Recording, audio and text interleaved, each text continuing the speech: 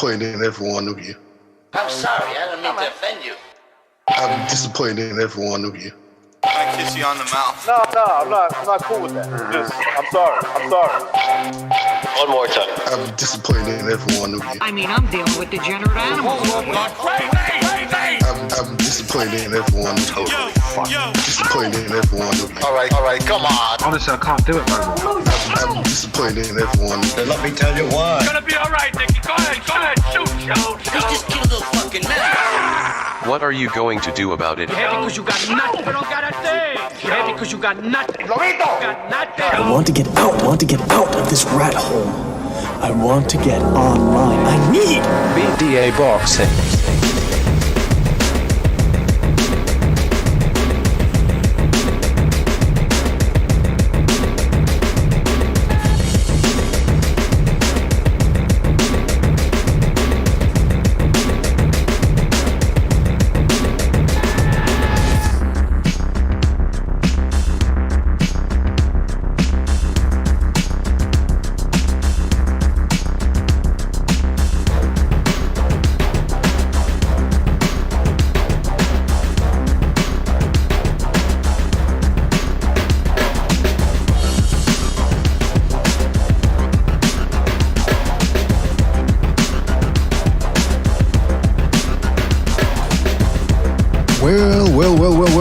Well, welcome everybody to another BD Boxing podcast broadcasting to you live from the True North. Hey, this is your good friend Mr. BDA, and I'm glad everybody could be on board for this one, fellas. We've got a fantastic show for everybody here today. We had a major upset last evening via England. We're going to talk about that. We're also going to talk about some of the other news that are circulating in the boxing world, so stay tuned for that. Before we get down to the fun, let's get the business out of the way, fellas. You know the drill.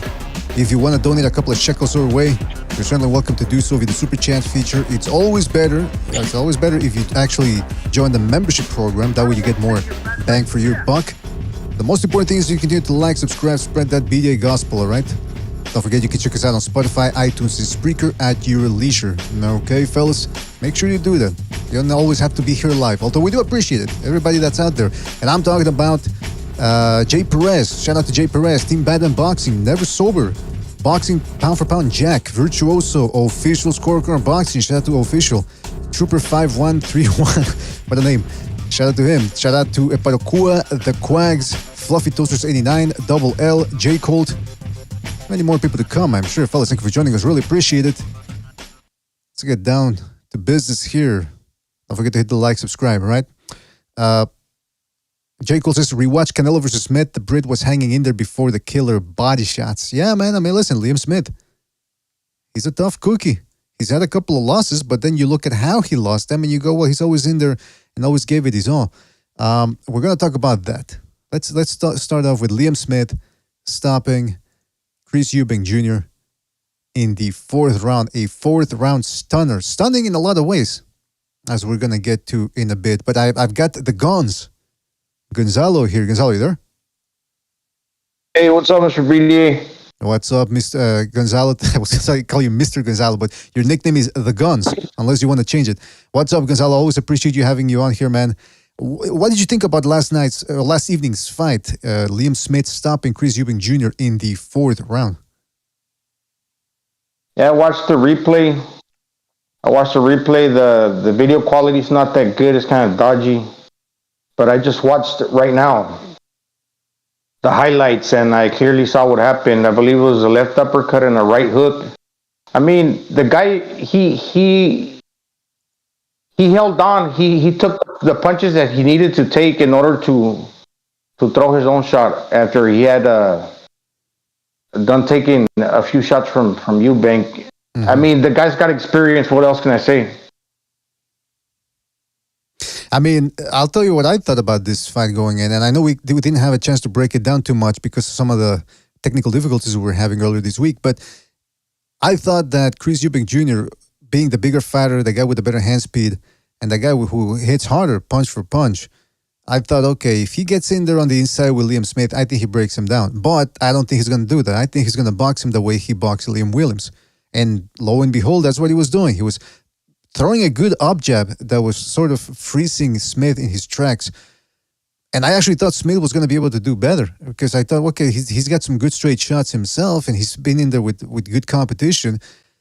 And I was surprised that, especially in the third round, I said, oh boy, once Chris Eubank started sitting down and actually throwing the haymaker, trademark uppercut of his, I said, oops, I think it's a wrap from Liam Smith. I don't know if he's going to be able to pull this one out. And then the next round he comes out, corners Eubank.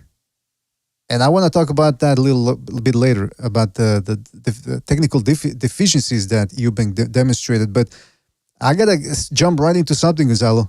The clinching from Chris Eubank right from the get-go, first round. Within the first minute and a half, I want to say, if memory serves me correct. He was already clinching. Liam Smith got on the inside. He's got a good left hook to the liver. And Chris Eubank said, nope, I'm going to clinch you. The referee warned him, I think, in the first round. But that was it.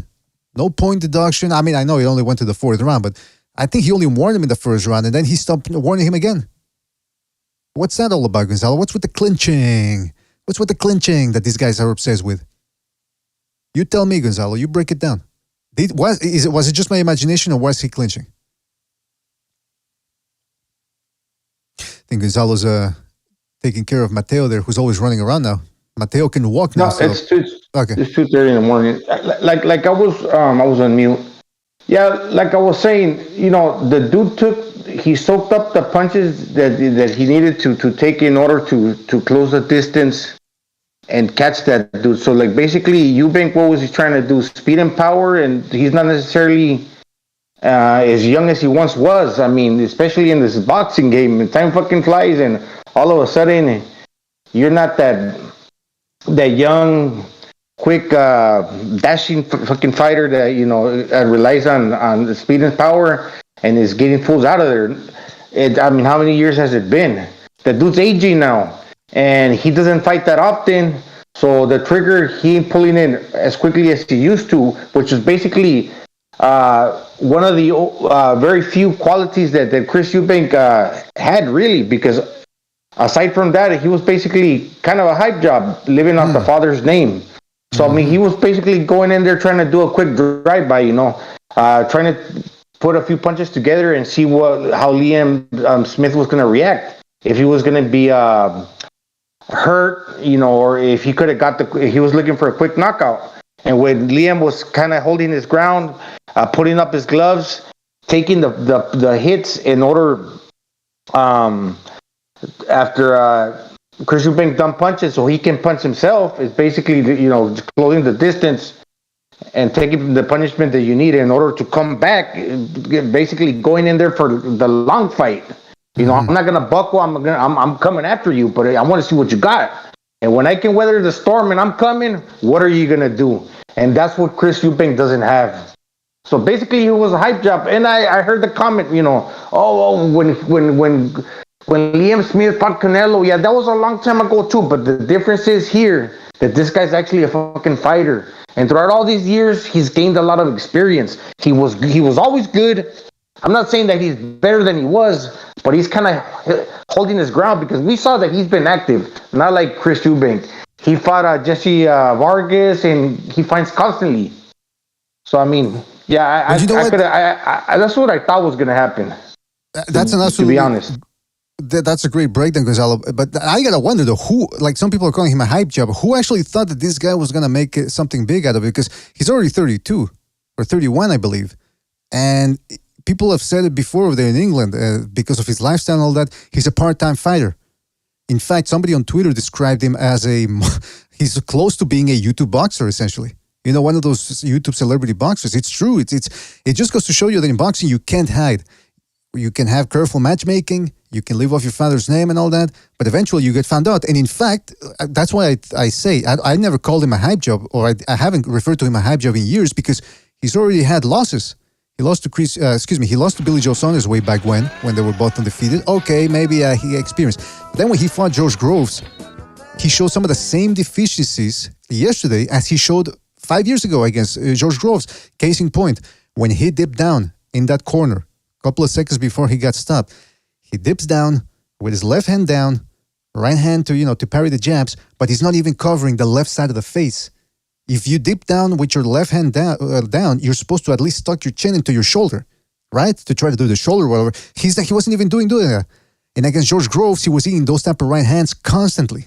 So that's a big mistake that he never corrected. And that's a big mistake that, I talked to Bucho after the fight and I said, I pointed out that mistake to him. And he goes, okay, these guys, they watch tape of other fighters to study.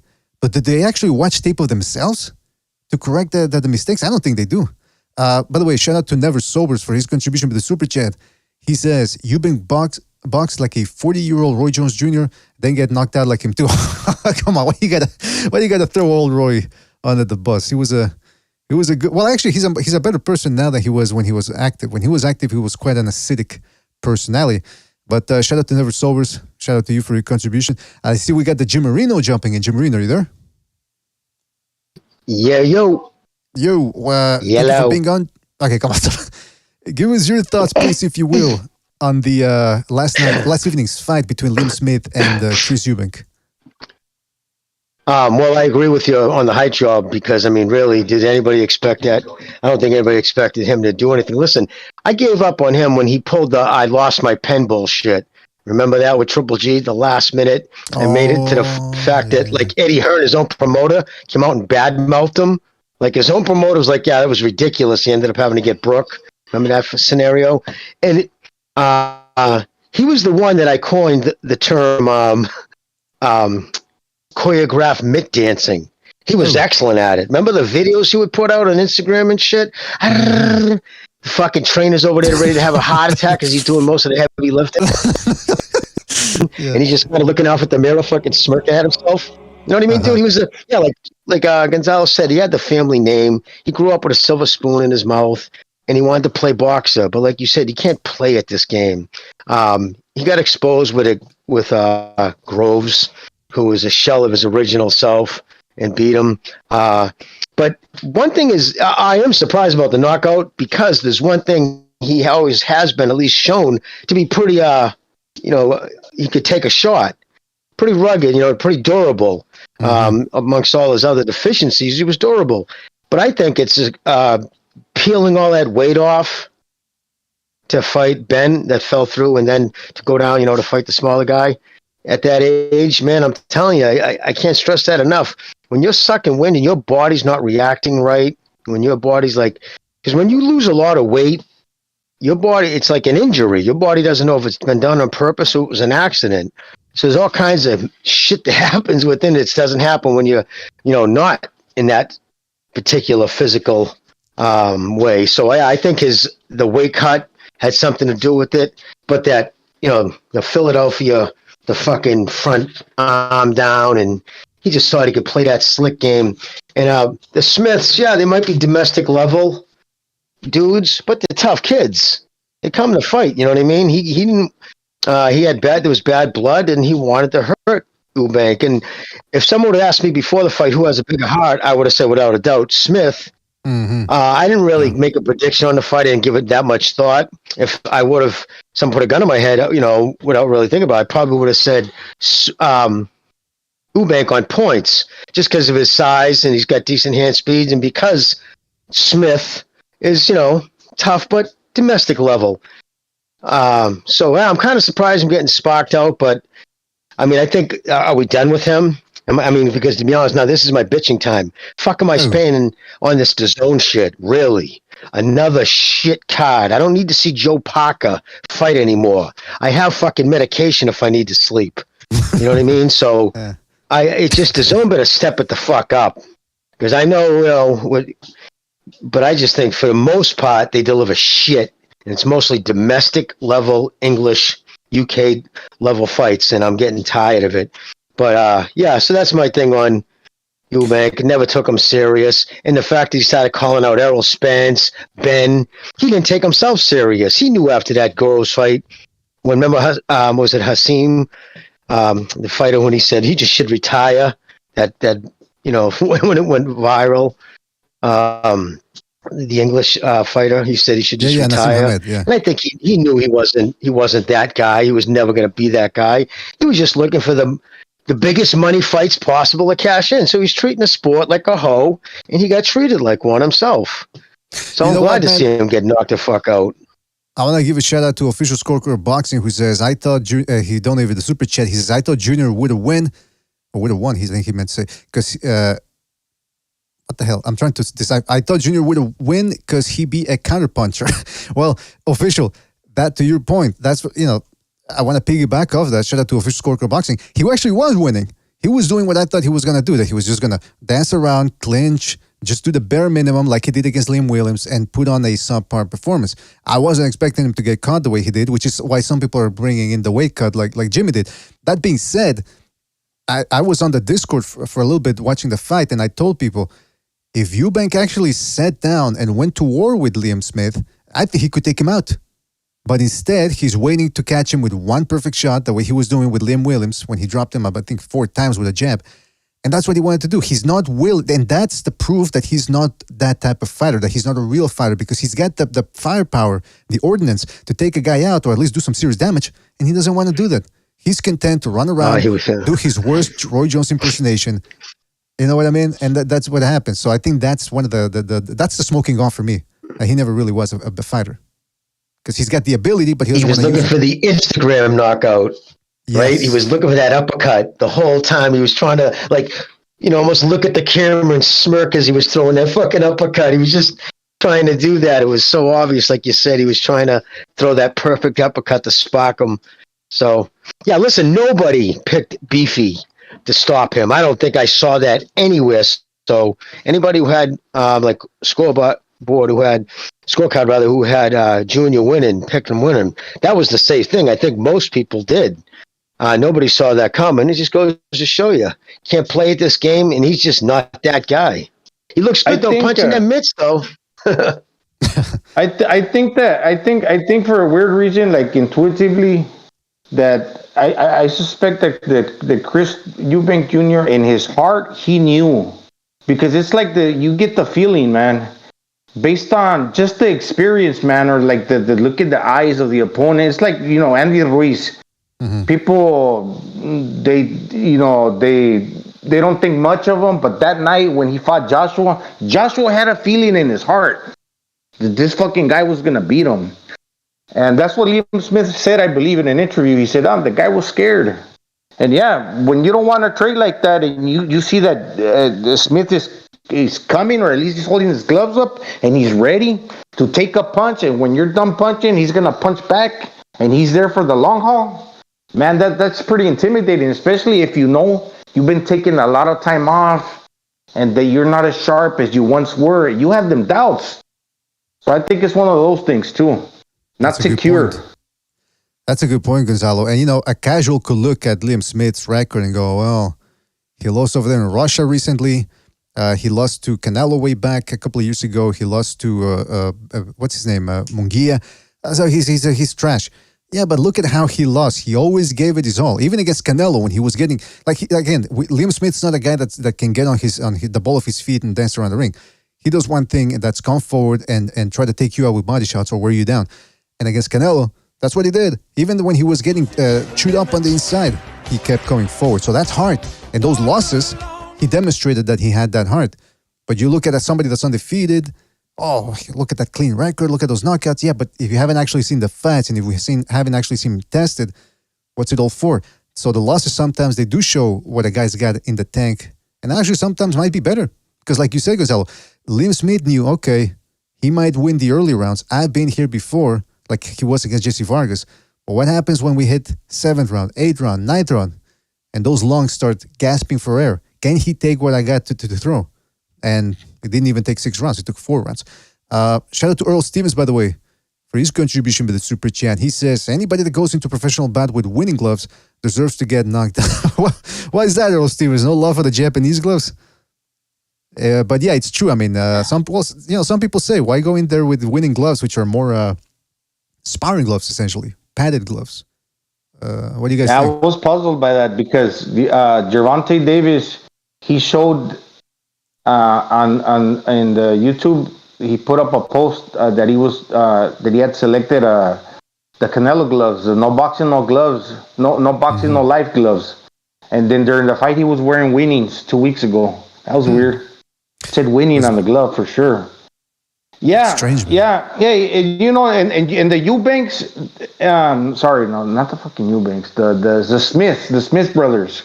Yeah, because you got the father and son Eubanks, the Smith brothers. They've been on the warpath ever since they lost to Canelo. They've continued to win. Even his brother, he's going on a little winning streak. Mm-hmm. So he also beat Jesse Vargas, Liam. Now he's beat this guy. I mean, they're not the greatest of fighters. But I mean, that shows improvement, dedication. It runs in the family. That's right. That's The right. love for the sport. Maybe it's the So white those hair. winning gloves, are those? I'm sorry, I didn't mean to jump on. Those are supposed to be very, like you said, sparring gloves. They're supposed to be very thick. Well, here's the thing. Obviously, we know boxing gloves weigh the same, right, in the professional ranks, but the weight is distributed differently. So with the winning gloves, most of the weight is on the knuckles, whereas Ray's Tells gloves, me for he's example, worried about his hand. Then if Smith was supposed to, if whatchamacallit, Davis, like Gonzalo said, was supposed to wear the no boxing, no life, but switched to those, probably hurt his hand in sparring and was worried about he was going to hurt it. Because he did hurt it against. That was the excuse for Isaac Cruz. Remember, he took a picture of his swollen hand. So I would assume that was it. But yeah, I didn't know much about those winnings. I saw those. I was curious. All right, that's all. I was just curious about the gloves. I got some gloves that are kind of similar. They got the pad. And the difference between those and the horsehair, like, for example, like the horsehair is like pretender basketballs. Like the horsehair, like if you drop it, it's like a foosball. It's not going to bounce back. If you throw the one that's got the pad, it's going to bounce up like a football, like a regular football. Basically the horsehair is like dead weight on impact. They don't have a recoil. And the good thing about the ones that have recoil is when you, like, for example, with my experiences in training with these gloves that I got the pad, when you punch the punching bag, your arm automatically pops back just by the recoil of the glove alone. Boom, your hand bounces back. When you punch with the horsehair, it sinks into the bag and your arm don't come back automatically. So it kind of helps you out, to get your arms back up or whatnot, But that's what I noticed. That's interesting. Yeah, usually, it's hard to get Reyes gloves here, but there's a couple of guys in my gym that have it. I mean, it's weird here in the bag with those because, I mean, if you're a professional, I would, think you would want to punch with those type of gloves because, it's going to get you acclimated. But yeah, man, Chris Eubank was wearing those winning gloves. And the interesting thing about Chris Eubank here is, as you can see in the photograph here, he always had, I got to give him credit for this, he always has the same facial expression. Whether he's in a press conference, whether he's on the streets eating KFC for a promotion, or whether he's getting his ass knocked out, he always has that same facial expression. Like, I'm just going to come back and sit down and have a little bit of a nap. That's him. I got to give him credit for that. Him and his father. He actually, I noticed that he's kind of soft. Like, before I thought he was just kind of tough. Like, he looked like he had that mean streak in him. Mm-hmm. Way before, when he fought George Groves or whatnot. But later, in his last fight or the promotion for the fight that didn't take place, he looked like a fucking a weirdo, a punk when he spoke. And now he was wearing that no disrespect to the gay community, but right. He was wearing that rainbow thing on the bicep, dude, and he's acting like a fucking weirdo, man. Yeah, dude, he's the kind of guy with spandex alone at home. I mean. Oh man, he's a fag. No, but you know what, man? I wanted to say something about that. That was some clean gay bashing last night from Liam Smith. I think we should change his nickname to the Gay Basher or something. Or what was the name of those dudes that supposedly tied up a gay guy in the 90s and beat him up? And then for years, the Glad was always using him as an image of a martyr for the gay rights. And then it turned out he was a crackhead or a meth head that was trying to suck dick and he went wrong or something. What wasn't it? Shepard, Matthew Shepard, was that the guy's name? Oh yeah, I saw documentary Matthew Shepard. Yeah, I mean, I don't know exactly what. Yeah, they tied him up to a barbed wire fence. Yeah, but Mr. BDA, he wasn't a crackhead. I got to be honest, he wasn't a crackhead. He was a university student. He was only 5'3", 118 pounds, and these two fucking hillbilly losers just shit beat him, tied him to a fence. It really was pretty horrific. I ain't saying fucking I'm about sucking dick. I'm just saying what they did to him was pretty fucking brutal. Yeah, okay, I apologize. I apologizing because I thought I'd heard that he was a. No, yeah, I heard the same shit, dude. You know what I mean? Yeah, you're from Canada. Yeah, no, the same rumors always went around that, it was a certain crowd say, oh yeah, he was a crackhead looking to rob. Nah, dude, he was a tiny little fucking thing, and these guys were just, rednecks, and they just wanted to fucking shit beat him, and they did. Yeah, they broke his back. No, they went Brokeback Mountain on him. Oh, come on. See, I'm trying to up to a fucking fence, and he basically froze to death. Up in a cattle ranch. Man, I'm trying Horrible to mend. man. I'm trying to mend fences here, no pun intended. And then Gonzalo jumps in with that. They broke back mountain him. I mean, come on. All right, listen. I apologize for that. I was misinformed, and it's certainly nothing to make light of. But again, Chris Eubank. I mean, even at the end of the fight, both guys were like, "All right, listen, that shit talking got a little out of hand." At least they did that. But Chris Eubank, he did the classic boxer thing, which is, I thought I was winning the fight. I could have continued, but it's up to the referee, so I'm not going to complain. But you are complaining because you have to introduce that whole thing there where I could have continued. It was a bit of a premature stoppage. I mean, come on. Yeah, he was. Would I have liked to have seen a third knockdown, or let the referee let it go a little bit? Yes, of course. Why not? One punch isn't going to kill him, I don't think. In my expert opinion. What was he talking about? He was continuing to fight. It was Beefy's fucking brother who had to run over and grab him. Like, dude, what are you doing? He's still hunting him down. Exactly. Oh, yeah, he was. That was the thing. Shit. At the end of they waved the fight off, and he runs to Liam Smith, and Liam Smith's like, what the fuck? You still want to go? He still got his hands up. Let's go. I gotta give Eubank credit. I mean, I'll give Eubank credit for that he still had that bravado near the end. But look, you can't be fighting at a weight class that's below you and kill. Because again, he's probably gonna say that eventually. He's gonna say, well, also the weight, it was killing me to make 160. But then why the fuck aren't you 168? Why didn't you stay there? Those guys up there will fucking take his head off. There you go. That soft ass motherfucker. Oh. Well, I mean, listen, Liam Smith, good for him. He gets another payday. Again, though, we know his limitations. He can't beat guys like Munguia and I forget that Russian guy that he fought over there in Russia. Looks like a bear, hairy as fuck, disgusting. But I mean, yeah, but he did well in that fight too. So he can always put up a good fight. But when it comes to becoming a world champ or becoming the best in a division, I don't think that's possible. But hey, he proved us wrong last evening. Maybe he'll prove us wrong again. You never know. That's what boxing's all about. Yeah, boxing, I think so. Boxing. I think so, BD. He can bounce. He can continue shocking the fans with these kind of minor upsets, I guess. Just like his brother, the experience. Yeah, you're right, man. You're right, maybe. But he's 34. But hey, you never know, man. That's young nowadays. All right, let's stay within the continent here, the old continent, as I like to call it, Europe, and. Josh Taylor, by the way, bad news. Hurts his foot. I don't know what the fuck he's been doing. So the Jack Catterall rematch has been postponed. Now they're saying postponed now. It might get canceled down the line. You never know. Their first fight took place on March 2022. Or January 2020, the 22nd now. Almost a year later. They're talking about how this fight might have to take place fucking in May or maybe more, because it might take him 3 to 6 months to rehabilitate. Guys, should they just wrap this? Is it a wrap? Wrap it up? Pack it in? Well, I don't know if he can, because that's the fight he needs to redeem himself off of. And if it was January 22nd of last year, it was exactly a year ago today. Am I wrong? I think today's the 22nd. So, yeah, listen, talk about a strange career, man. It's like the highs of the highs to the lows of the lows. He just went, I mean, everybody was talking about him, top 5 pound. But here's the problem. Out of sight, out of mind. Dude, That's right. And if he has a feeling enough fights again, I don't give a fuck. You don't give me a reason to want to see you fight anymore, dude. I've forgotten about you. I got enough shit in my life and other things to occupy that I'm not fucking pining to see Josh Taylor fight. Dude, if you don't want to fight, you want to fight once you want to be a semi-retired part-time fighter? Then fuck off. I get enough fucking other shit. I can watch other sports where guys are interested enough in this sport to give to it. Like, I'm just cutting the dead weight out. And right now, until he shows me any different, and the fact that it came out of his own mouth where he doesn't mind if he's a once-a-year fighter, then you know what, dude? I'm done. Move on from you, bro. Well said, man. Well said. Gonzalo, what do you think?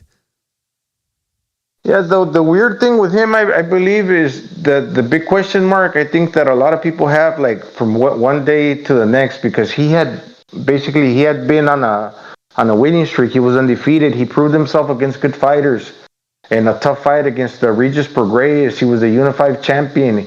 He beat all these other names with different type of punches, left hook or right hand, shot to the body, uppercut. So he's pretty dynamic. I think that's the word you would say, maybe. And then all of a sudden he fights Jack Catterall. And the thing about that fight, this is what I'm saying, this to say that, he keeps getting caught with the same punch over and over again. Granted, it was against another southpaw. But that's where I guess people are like, man, couldn't you just like take some advice if your corner like gave it to you, or just you notice that this guy's throwing a long left hand, and you're basically getting hit with that punch round in and round out throughout the whole fucking fight, because I think it went 12 rounds, I believe, and he couldn't get away with that punch. And I guess sometimes that can happen, just the way you line up against the other fighter, because we're all technically different human beings with different dimensions. So just, it's a game of inches. But for some reason, he was getting fucking tagged up by the same fucking punch. For a guy with that experience, you kind of have to wonder, right? Yeah, Ben Davis. He's not with that, but that's the thing, though. That's to your point, though. Josh Taylor, another point of uncertainty with him is he changes trainers all the time. He's not with Ben Davis anymore. He was with some other dude. And maybe he'll be back with Davis. I've always found that suspect from a fighter. Right? When a fighter does that, I'm always suspect of fighters who do that. Because you know why they usually do that? Because when you develop a relationship with a trainer, it's usually the first couple of ones that's kind of hit kids' gloves. They're not going to really ride you too hard or expect you to, come at you too hard if you're late. But when you start, like, they get that relationship going, like, they're not going to put up with it, like, fucking scream at you, dude, what the fuck? I'm here at 10 a.m., dude. It's, lunch. What the fuck you doing showing up now? And, fuck, dude, so I'm changing trainers. So, like, it's almost like they like to keep it not too personal so they don't expect too much. I just have always found just suspect if a dude trains trainers a lot, man, maybe Ben Davison was the X factor that was making him look bad. Because here's the thing, though. When I was watching the Jack Carroll prior to Josh Taylor, I said, okay, Josh Carroll, he's got some good things going for him. He hits harder than people think. He's a southpaw. He's tricky. Doesn't move the head all that much, but hey, he's good. But I thought, okay, but Josh Taylor's already been there.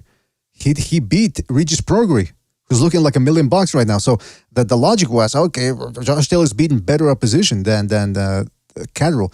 But then, like Gonzalo said, he couldn't get out of the way of that left hand. Now, there was also a lot of clinching from Catterall later on, but that clinching wasn't snapping his head back. It was those left hands. He just couldn't avoid them. So that was, I don't know, that was a weird fight. Was it due to the making weight? Was it, was he having a fight with his girlfriend the week before and he was in a pissy mood? I don't know. But that's what I wanted to see, the rematch. Clarify things. But now, fucker's got a hurt left foot or whatever. And this ain't happening. So he's going to be out of the ring for more than a year. So what does Catterall do? Does he try to take a tune-up? Does he risk that? I mean, it's just a shit show all around. And it's endemic of the problem we have now in boxing, which is inactivity. Inactivity. These fuckers are inactive. Who's to blame? The fighters, the promoters, the networks? I don't know. All I know is if somebody doesn't step up soon, I'm going to blame everybody. What do you think about that? It's not going to be fun. And by the way, fellas, we're going to be opening up the phone lines soon, so stay tuned for that. Tuned. What the fuck did I say? And the other news, and again, take this with a grain of salt, because you just never know what the fuck is going on. But they're talking about Caleb Plant Benavides on for March the 25th. This was announced a couple of days ago, and I haven't heard anything from that. Supposedly, it would be at the MGM Grand Arena in Las Vegas. Of course, pay-per-view. Fellas, I'm curious to get your thoughts, preliminary thoughts on this fight. Who wins and how?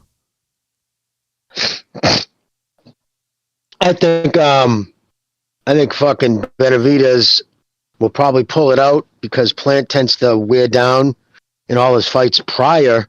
That's been kind of a, sticking point with him. Even with Canelo, he looks good, right? He's flashy, he's up on his toes. But 8 rounds late, that's when he gets touched up. It happened when he fought Yugataski there, whatever the fucking dude's name is.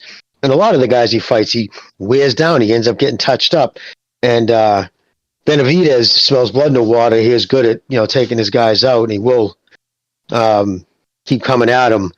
But if he's able to keep his freshness, I think he outboxes him.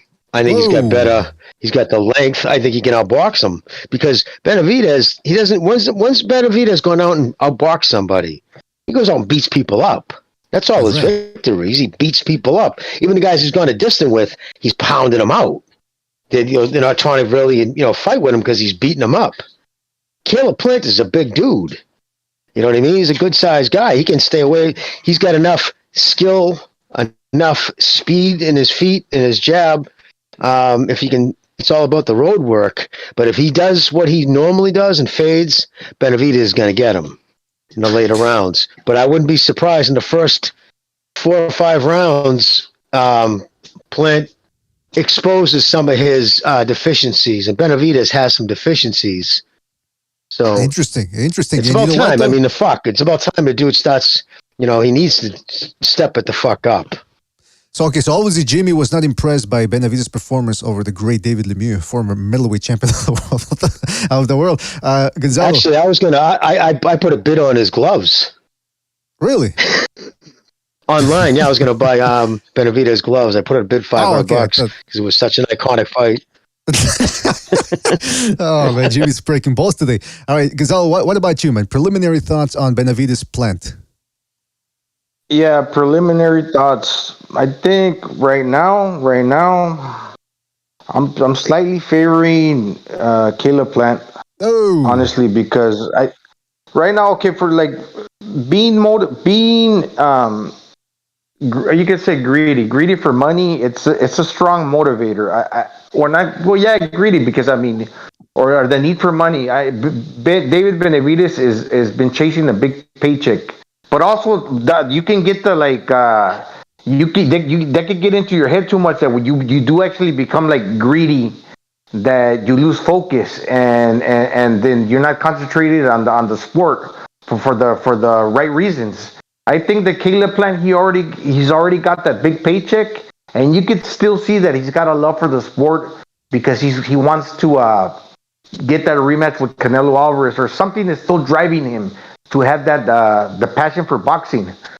So I think now that he's made some money and he's got a lot of things taken care of, and he can invest money into like his nutrition and into his trainers and working on the right things. He's more focused, I think, and he's been working on his power, I believe, with his new trainer. I forget his name, Breadman Edwards. Yes.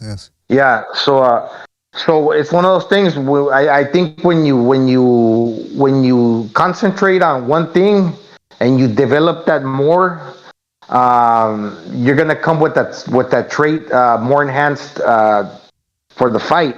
And I think he's already a good boxer, but if he sits down on his punches a little more, he's probably discovering that he does have power based on the knockout he got from Andre Dirrell. Because when he dipped down, he pressed against the canvas and he landed a good body shot. And when he shot up, he drove that weight up with his punch. So that tells you that the guy can punch. And that's the difference between sitting down and jumping on the tip of your toes, where you're not actually getting all that weight under your body when you throw your punches. So that's the guy point, there, he must have said to himself, I can fucking punch. And the trainer's going to keep instilling that in him to have that belief. And we saw with Uzcategui that in the beginning rounds, kind of like Andrade, he can punch. Speed and power, he's fresh. If he can win, if he can win, BD, Jimmy, you guys, the 4 or 5 rounds in the beginning of the fight, and kind of where he goes through a rough patch, but close strong, I think the judges are also going to favor him for some reason. Because he's going to punch in between, Benavidez' combinations. So right now, I think Caleb Plant. You know what, man? Good breakdown. Yeah, I was going to say, I was actually surprised when Gonzalo said picking Plant, because he already told me that, but I got to put on the show here for the people. But yeah, man, listen, one thing I am surprised about, though, is more people are starting to pick Caleb Plant now. They're giving him a chance. Now, there's a flip side to that coin. Some people are saying, they're only giving him a shot because he looked good against Dirrell. But then again, Dirrell was 38 years old and never really that good. All I'll say is this, for the moment, Benavidez has been fighting people that, at the most, can give him a couple of good rounds. Like Ellis, or I forget his name, Ennis or Ellis, one of the guys he fought during the pandemic. Gave him a good fight because he was a big dude. Ellis. Ellis, yeah. He'd been training with Canelo, so he had a couple of tricks up his sleeve, enough to last however long he lasts. I think it was 10, 11 rounds. But again, one of the things we've been trying to barge into people's heads, activity, and quality of opposition. Benavidez has neither of those. He hasn't been active, and he has been facing shit opposition. Now, you want to shit on Dirrell? Fine. But fucking Caleb Plant's been in against that guy. He's been against Canelo and against Uzcategui, a guy that Benavidez was going to fight not that long ago. Uzcategui. So, I mean, I don't know, man. I'd say, if you would have asked me last year who would I have picked, I would have said fucking Benavidez all the way. I think he busts him up, stops him late. Now, though, I mean, you guys made some excellent points, and I'm starting to rethink that fight. So we'll see what happens, man. Plus, like, to Gonzalo's point, yes, Dirrell wasn't old, and I never rated Dirrell that highly to begin with. He was older, but that was a vicious knockout. And it wasn't just a vicious knockout, it was thrown perfectly. He threw that fucking punch perfect. And it's like hitting a 450-foot home run. It's like, you just feel it crack the minute it touches the bat. You don't feel it in your fingertips because it hits the meat part of the bat perfectly. It just, you know what I mean? You get that confidence. When you crack somebody out like that, when you put them out, you win knockout of the year. That changes you a little. Like, wow, man, I'm not just the token white guy who fucking up here jabbing away. Like, I can put some crack on it. I'm going to throw some stink on these punches. And that builds confidence. So I think he should be actually pretty confident coming off that. And again, like you said, Benavidez still has yet to fight anybody. And this fight, honestly, would have been more intriguing 4 years ago when Plant first called for it. But Sam Lukowitz priced him out of it the same way he priced him out of the Andrade fight. Mm-hmm. So, in one breath you get Benavidez in front of the fucking microphone. Man, no, nobody wants to fight me. Nobody wants to fight me. Behind the scenes, his manager's turning down every good fucking fight. And then he goes and resigns with them. Like I said, I was always in his corner saying, he did try to go with Top Rank, so he wants out of there. But the first opportunity he had to really boogie, and he went back to Sam Lukowitz, Bafangu, dude. You're fucking, This is what you want. You're chasing the dollars. Disgraziado. What are they saying in Italian? Disgraziado. Scumbaria. But listen. This guy over here, yeah, man. We'll see what happens if that fight occurs. Gonzalo, you still got something to say about that one? Break it down. No, just another thing. Yeah, actually, sure. I don't know why Jose Benavidez Senior took his whole family to live in Seattle, Washington. I still think they live over there. I'm not sure actually, but yeah, I think they have a gym over there. I recall going to Seattle like for a month, a long time ago, for some military training, and it was always raining and it was real cold to the bone. And I heard stories that a lot of people commit suicide over there because it's always dreary. And it must be one of the most depressing places to live in the world. And I start thinking, he's actually from Arizona, and I'm kind of a fan of fighters from the desert. I have always spoken about it, like Castillo, Jorge Pais, Julio Cesar Chavez, even Andy Ruiz, because I mean that it's like another analogy to like being in the military. During the heat makes you fucking hostile, and that's when everybody gets fucking crazy. But if you're in a place that makes you depressed, how better of a fighter is that gonna make you? Do you ever hear fighters coming out of Seattle, Washington, that are like really that good? It's for a reason. It's for the same reason that people commit suicide over there. So how good could it be for your mind to be over there in that type of weather? I believe it was for a while. Like the suicide per capita, you know what I mean, like per 100,000. There might be some cities that had more, but for the amount of people, there it was, and it was for that reason. It has one of the highest amounts of rainy days a year, and that does have a psychological effect. There's a reason the genre of music, grunge, came out of Seattle. Alice in Chains, Mother Love Bone, Screaming Trees, all those, Soundgarden. It was all that grunge music. It was representing of that whole depressing kind of a fucking thing. So yeah, it's not been a hotbed of boxing. So yeah, who knows? I might have something to do with that. Baby. Yeah, man. I mean, it's the reason why they moved over there to Seattle. I heard was that I think Jose Jr. was getting into trouble, and maybe Benavides too a little bit. They weren't exactly living a clean lifestyle, surrounded by some of their friends. So I think Jose Sr. decided to take him over there. Too many dealers' money. Oh well, listen, can't speak on that, but that's what I heard. I think that's what I heard. If somebody in the chat, please correct this or add something to that. But yeah, man, Gonzalo's onto something. I remember when Castillo beat Juan Lascano, and they were talking. Harold Letterman mentioned that when he'd gone to Mexico one time to judge a fight. I think it was in. Fuck, I forget where Castillo was from. Gonzalo, where was he from? Wasn't from Culiacan. He was from. He's from Empalme, Sonora, I think. Sonora, yeah, I think Sonora. He said. Empalme, Sonora, yeah. There was a saying that he said when the devil takes a vacation, he goes to fucking Sonora. Oh no, Mexicali. He said Mexicali, I think. Anyway, he fights out of Mexicali. He fights out of Mexicali, but he's from Sonora. Okay. Yes, I always heard the Mexicans from the higher elevations, like the mountain Mexicans, the cowboys who work up there they're the crazy ones. But see what I know, I was being obviously fed wrong information. But yeah, no, I was always told that the Mexicans who live up in the highlands, they're all crazy motherfuckers. But maybe we're all being given wrong information. Listen, Jimmy, south, north, whatever, we're all a little crazy. Like they say in Spanish, medio fuera de onda. Estamos medio fuera de onda. That's what they say. But listen. Yeah, you got some great Mexicans that what they say. No, you got some Mexicans that walk great distances in some areas, like the natives. I think they're called the Raromari. Even the girls, like in their traditional attire and like no shoes, they've competed in the Olympics. The Olympics or something, marathons, I mean. Correction. They're not and they won. Are they the ones that were giving Yoli Boy Campos a potion to drink before the De Loya fight, or was that was somebody else, right? I think some mountain people. Those are the Navajos. I think Yoli Boy Campos is a Navajo. Yeah. Okay. Hey, let's try to get some of that to. Splits up in the Mexican side and the United States side because that's where before they put the border. I mean, right. That tribe didn't know no borders. Let's try to get some of that potion into Ryan Garcia before the Tank Davis fight. See if it helps. Well, I mean, I think that Tank Davis already thinks he's on something else, so maybe we shouldn't do that. Don't forget to hit the like, fellas. Hit the like. Subscribe if you haven't subscribed already. And I'm about to open up the phone lines here, so stay tuned for that. The other thing I wanted to mention here is another big fight that hopefully comes to fruition. Devin Haney, Vasily Lomachenko, lightweight showdown eyed for May the 20th. ESPN.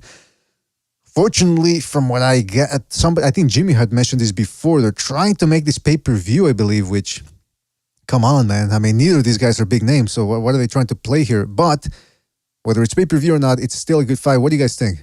How does this one play out? Whoa, I don't know, man. The Devin Haney is much bigger than Lomachenko, and if he keeps throwing speed and befuddles Lomachenko doesn't like react and just doesn't pull the car out of the driveway, so to speak, within the first 4 or 5 rounds, and all of a sudden decides to fight. It's a little too late.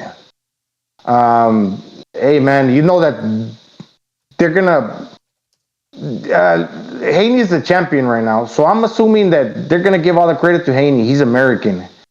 And they're going to see Lomachenko as like in the tail end of his prime, and they're going to favor Haney. So if some rounds are close, they're going to give all them rounds to Haney. Right now, I think Haney wins. I'm not sure, though. Mm-hmm. I'm hoping Lomachenko wins. Jimmy, what do you think? I'm going with Lomachenko. Yeah. I'm going with Lomachenko. If it was Shakur Stevenson, that's a different story right now because of the age thing. I think Shakur has more what it takes to exploit that. I still think that there's things. If this was 28-year-old, 29-year-old Lomachenko, I wouldn't have a fucking doubt in my mind Lomachenko would beat him. But he's 34. It might. And again, we saw, right? Look at Teofimo Lopez, those first 6 rounds, he did nothing. Shame on him. He gave it away, whatever. But when he decided to step up, Lopez is almost the same size as fucking Haney, if not bigger, and definitely hits harder. But Lomachenko was right in there beating him in every one of those rounds when they went toe to toe. He was getting at him, and some fighters have figured out a bit of his angles because he's older now too. Doesn't go at those angles a little quicker, but that's not. None of those things are Haney's strong points. Haney's strong point is that jab, is 1-2, keeping you at distance. He's terrible on the inside. He has no inside game. That's why he reaches out and fucking hugs everybody who comes into that. I say it's the dance position where, like, you put your middle finger to your middle finger, and that, like, you're dancing with somebody around their back. That, that space around your body. If you step into that space in him, which is the knockout zone, he just reaches out and grabs you because he doesn't have a good inside game. Mm-hmm. And I think Lomachenko, he's smart enough to take advantage of that. I think he hits hard enough that he can put Haney, if not stop him, put him off his game plan, make him hesitant of implying what he has to do to beat Lomachenko.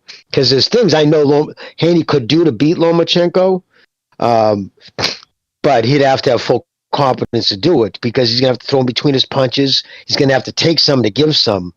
But I think, just like I said with, Canelo, he needs to make, when he fought Plant, the first time Lomachenko hits him with a serious punch, not a jab, not a check punch, a real punch that he wants him to feel. He needs to put everything on that one, like rock him. Like, he doesn't even have to, I'm not talking about knocking him out, but make it where he gets that flash, boom, like you see that flash white and your little slight ringing in your ears. You know what I mean? Everything goes deaf for a few seconds, that type of shit. And then when he walks back to his corner, he's going to be looking around like that little fucking white motherfucker can crack. Because I'll tell you, he hits harder than I think people realize because of the way he throws his punches. But when he decides to step on and put his weight over his punches, he hits hard. He definitely hits hard enough to stop people. We've seen it. I'm thinking that he hasn't hit the wall yet. I don't think he's hit the wall yet, his age. So right now I'm still going with Lomachenko. Yeah, Jim, I think especially to the liver, Lomachenko, his low center of gravity, left hand, trail power hand, aligns with the liver. Very good. The right side of the body, his left arm facing you. And the thing about Haney, he does crack hard too. People think that he doesn't hit hard, but it's a different type of power. It's like a stinging power. I recall one time they asked De La Hoya, who hits harder, Mayweather or Pacquiao? And he said kind of the same, but they're different.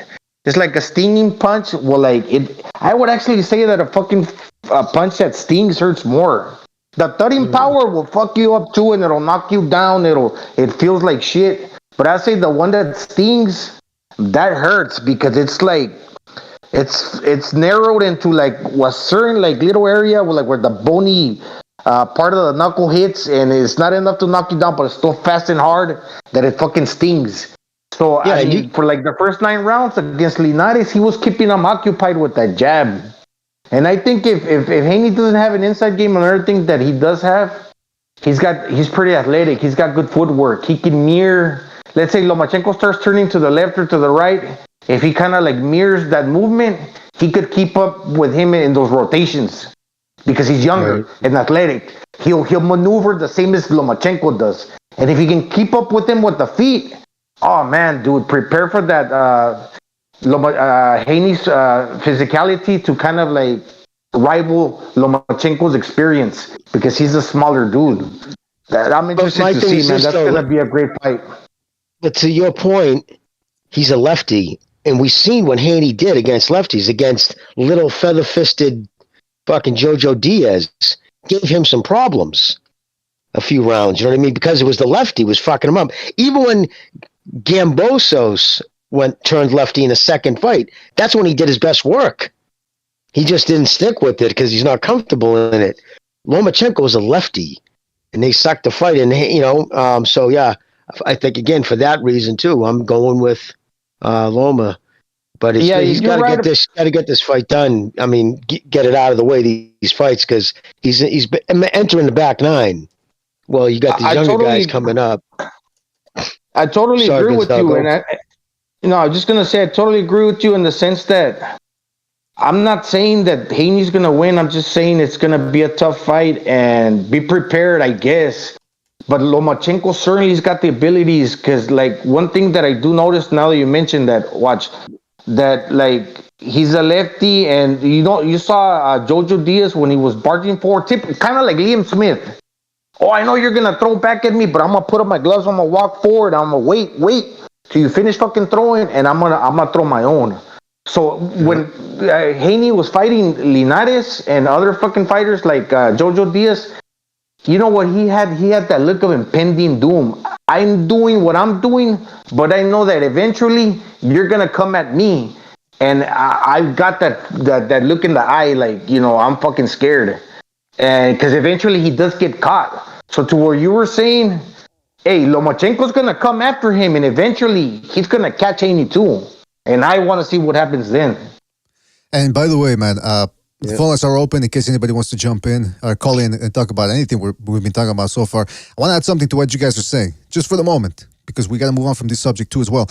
But we'll talk about this more when it nears. I just want to say something about the size, because there's a photograph that came out a couple of days ago, and it's not a very good quality here for some reason, but it's Haney and Terence Crawford there, as you can see, and they're side to side. And some people are saying, whoa, Haney looks just as big, if not bigger than Crawford. I don't know if it's the way it's been taken, who's more in the background, who's more in the foreground, whatever. He's a big dude, Haney, because we saw him when he stepped in the ring against Lomachenko after Lomachenko beat Ortiz, and he looked way bigger. So some people are saying, wait a minute, Lomachenko said he wouldn't fight Crawford because he was too big, and now we see that Haney is just as big as Haney. Does that mean that Lomachenko knows he can't beat Terence Crawford? That's a bad comparison. Yeah, because but let me just say, Haney is not Crawford. Like Jimmy said earlier, he doesn't have the punching power of Terence Crawford. He's not the same. He doesn't even have the same skill set. He's a different guy. 1-2, 1-2 clinch. And also, again, people are gonna point to the Ortiz fight. I thought Lomachenko won that fight clearly. Did he have some complicated moments because of Ortiz's speed and the fact that he kept dipping down to his right and letting Lomachenko run into him and then clinched him? Yeah.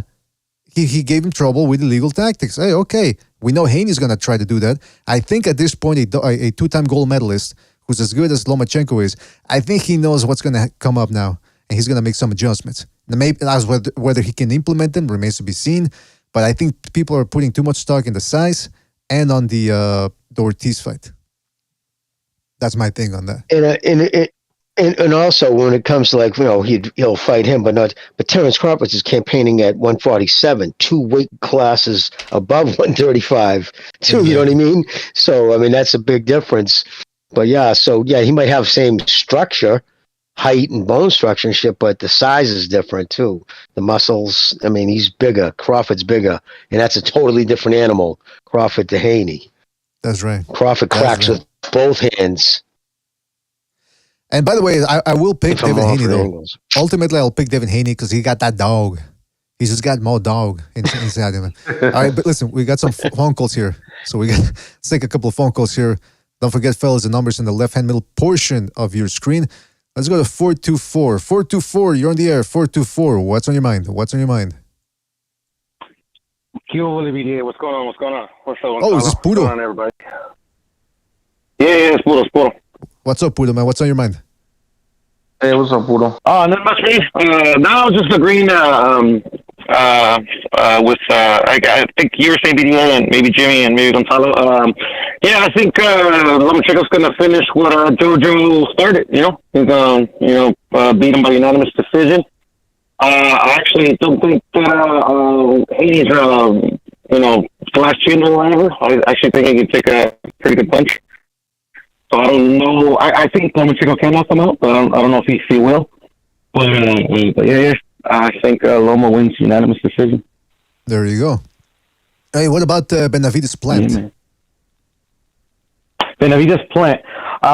Rooting for Benavidez. I think Benavidez is going to win, but I think Plant's got a shot.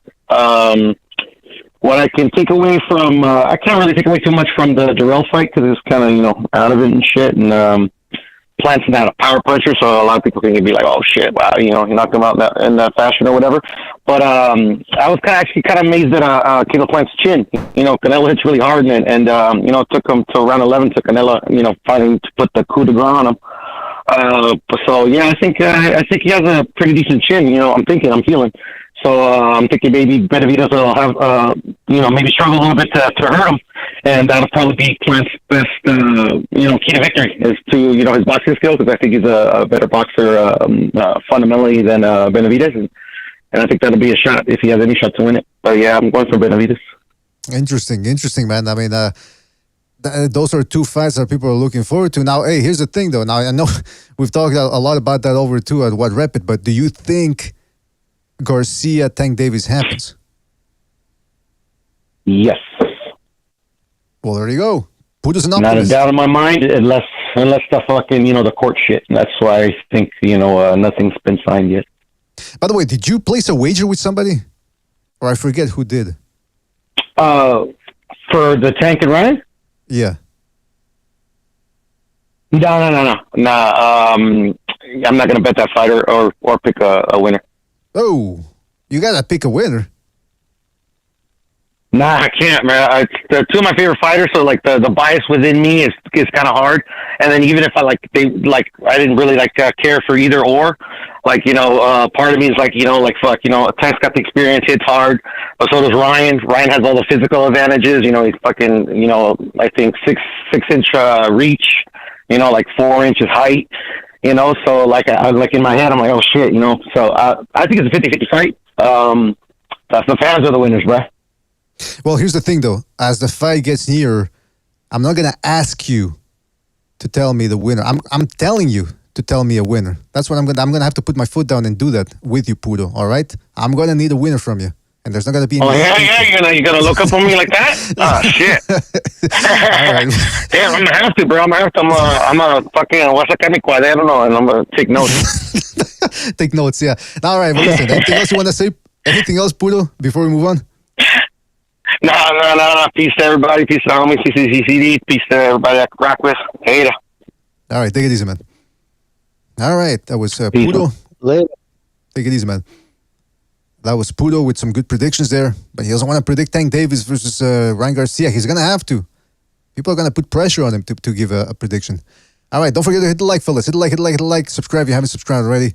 Let's go to another phone call here. Let's go to 914. 914, you're on the air. 914, what's on your mind? What's up, BDA, Gonzalo, Bucho, and Jimmy? I don't think Bucho's on this time. What's up, man? So I want to address a couple of things. So I think it was Gonzalo that said Caleb Plant, he got an affirmation and newfound confidence after knocking out the dog, Darrell, right? The dog, yeah. So you don't go from asking Canelo Alvarez in the ring something along the lines of, am I good enough or not bad for a fighter with however many fights he has? He was saying something in the ring to Canelo, right? Mm-hmm. So you don't go from that in that fight to knocking out the dog Darrell, who's, you know, way past it. Like, you get what I'm saying? You don't close the gap that quick. It just doesn't happen like that. And now, when you talk about power, Caleb Plant happens to be one of those fighters with chronic hand injuries. It's well noted. So when you're fighting stylistically somebody like a David Benavidez, he's going to swarm you. He's going to throw volume. Are you going to match his volume? You might get a couple of counter shots, and I think David Benavidez could take it. But, you know, that's a disheartening thing when you're in the ring, right? So you're throwing a little flashy combination punches. He does do the shoulder roll a little bit here and there. So once, I'm not saying, so this is the probability thing here, right? Is David Benavidez going to start backing down when he starts getting countered, or is he going to be like, yo, fuck this. This is the fight that I've been waiting my whole life for, and after this one, I'm hitting the big ticket. But once again, I don't know if it was the 11th or 12th round where he asks Canelo in the ring, oh, do you think I'm good enough? And then he gets a knockout on the dog Darrell for knockout of the year. I just don't think you close the confidence gap that quickly with that test.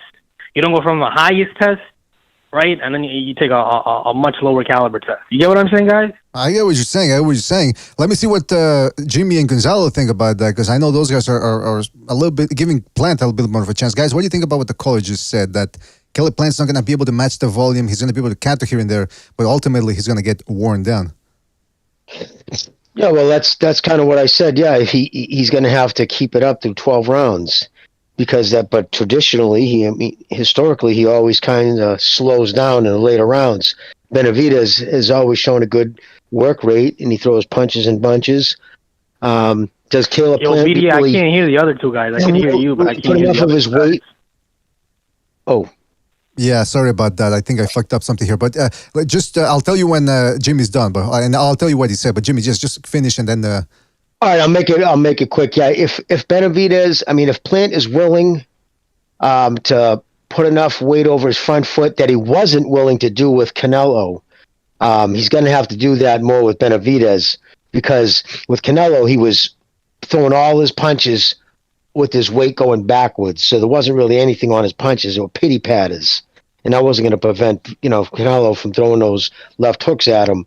He's going to have to try to not knock Benavidez out with these shots, but keep him honest. Right. Make him not just want to come in like reckless like he did with Gravel.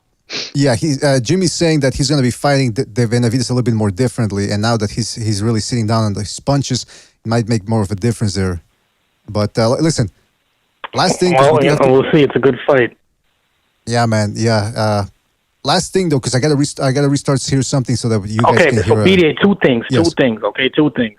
Michael Montero said it best. Virgil Ortiz, don't give up your fight date waiting on Stanionis. Look at this Josh Taylor, Jack Catterall situation. Postponement after postponement. So if you're going to fight or stick to your date. Don't give it up. Second thing, Fulton versus Inoue. I'm a little bit, in picking a winner, this is the thing. If Fulton wins, it's going to let American boxers know, hey, I could go into enemy territory and chase greatness. Not this marketing gimmick of chasing greatness, right? So Eubank versus Conor Benn, chasing greatness, or Kell Brook versus Gennady Golovkin, chasing. No, that's not chasing greatness. Going back to Eubank, I'm happy it wasn't available on FanDuel or DraftKings, or else I would have lost some money on it. There's a lot of things I want to say, BDA, but I don't want to take up too much time. But there's a lot of things that I want to say, but I guess it's for another time. All right, well, listen, thank you for your call. Was this Fernando, by the way, from New York, or who was this? Fernando. There you go. I knew it. All right, Fernando, thank you for your call, man. We'll catch you on the next one, right, man? All right, guys, take care. Keep up the good work. Thank you. All right, let me just, I see there's somebody on the line here, 706. Hold on a second. I call back because I got to switch something up here. Otherwise, you're not going to be able to hear the panelists. But, yeah, man, listen, hey, that Eubank thing. Thank you for using Blog Talk Radio. Goodbye. Yes, indeed. It was on DAZN. I thought it was going to be a BT Sports or something. I guess I got that one confused right there, man. But it was a pleasant surprise to see it on DAZN. Fellas, we just real quick before we continue with the calls here, the other fight, unfortunately, pay-per-view again here. But one of the fights they're talking about is Wilder versus Ruiz. They're talking about that one, possibly in the Middle East, although even Mike Coppinger, who provided the information for the story, claims that now it's most likely going to be in the U.S. What do you guys think about a potential Andy Ruiz versus Deontay Wilder fight? That's a great fight, stylistically. Great fight. That's a fight that I want to watch. It's contrasting styles. Everybody pretty much knows this, I think. The Wilder from the outside with the straight right hand, Andy Ruiz on the inside with them hooks. So if Andy Ruiz gets on the inside, we know Deontay Wilder's limitations. He's kind of a one-trick pony. He swings in wild shots. Andy Ruiz is going to get in the inside and he's going to land them hooks. If Andy Ruiz stays on the outside, he's going to get hit with the long straight right hand. So it depends. I would favor Andy Ruiz because he's got more experience. For him to close that gap and stay out of that right hand, stay away from that right hand as much as he can. And once he's up on that deuce chest, it's at his advantage Because what is Wilder gonna do? Throw a left uppercut? Maybe. Is he gonna follow it up with the right hook? Maybe. But how effective of a left uppercut and right hook does Deontay Wilder have to couple that right hand once Andy Ruiz closes the space? And having the experience, Andy Ruiz will stay in there and be out of harm's way from the right hand. It's a great point, man. Those are the things we gotta watch out for. Jimmy, what do you think about that fight? Yeah, no, it's a good fight. It's the best fight they could make for him at the PBC end. I mean, who else could they really? What, Sanchez? Yeah. So I mean, that's the only other heavyweight really they have. So yeah, it's the best fight they could make. When it comes to Wilder, listen, Saudi Arabia's not going to offer any money. That's not. They're not going to throw that kind of money. That's not the fight they want. That's not the type of level of fight that they're going to spend that kind of money on. I got to say something. I saw a lot of people on Twitter saying, why would the PBC, because remember, Dan Raphael reported Wilder's fight against Helenius at 77,000, right? Rick Glacier put that number out before Dan. He said 77 before Dan. So people saying, why would Dan say 77, but now he's lying with the fucking 220, 225 with, here's my theory behind that. I think PBC wanted Wilder to know. They didn't want to hide how bad he did because this guy's been going in there asking for $10, $20 million a fight. He wanted $20 million, remember, and he got it, against the fucking guy he took out in the first round that he fought, Brazil. I think he got $20 million for that fight. And then fights with Fury, obviously, got all that money. But even the Helenius fight, didn't he get, I forget, was it ever reported what his purses were? But I know from what I was told that he was asking for $10 million to start. So I think they wanted to let him know. They weren't hiding the fact that he doesn't sell a lot of pay-per-views. The same way that fucking Giovanni Davis just didn't sell a lot of pay-per-views. Because I want to say, before I forget about that, can somebody tell me, because I don't read enough boxing scene articles, but when they've talked about Showtime, anything to do with Showtime in an article in the past, did they write at some point in that article that Boxing Scene is a subsidiary of Showtime? Because hear me out. This is what strikes me weird about that article. First off, no one from Boxing Scene wanted to put their name to it. So they had to write the staff, okay? But in it, within the first 3 paragraphs, they let you know that we're also owned by Showtime. To me, it almost read like, all right, yeah, like there was their way saying, we don't want to do this. We're being forced to, we're being told to by the same motherfuckers who put on the fight, the same people who own us. So we're going to to me, that's how it read. Like they're letting us know, like, yeah, they also own us because, the staff, that's so ridiculous. So that's why I don't buy that for a second. And I think they let everybody know in that article by letting everybody know that they're a subsidiary of the same people who put on the fight.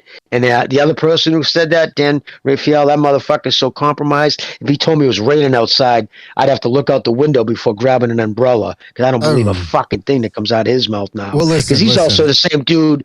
He's also the same dude who said Davis sold 225 against the last-minute unknown replacement on a Sunday night. Fuck out of here. Yeah, and then they lost their shit when you said that you'd heard that against Cruz he'd actually done less than 100,000. I think that's what you said.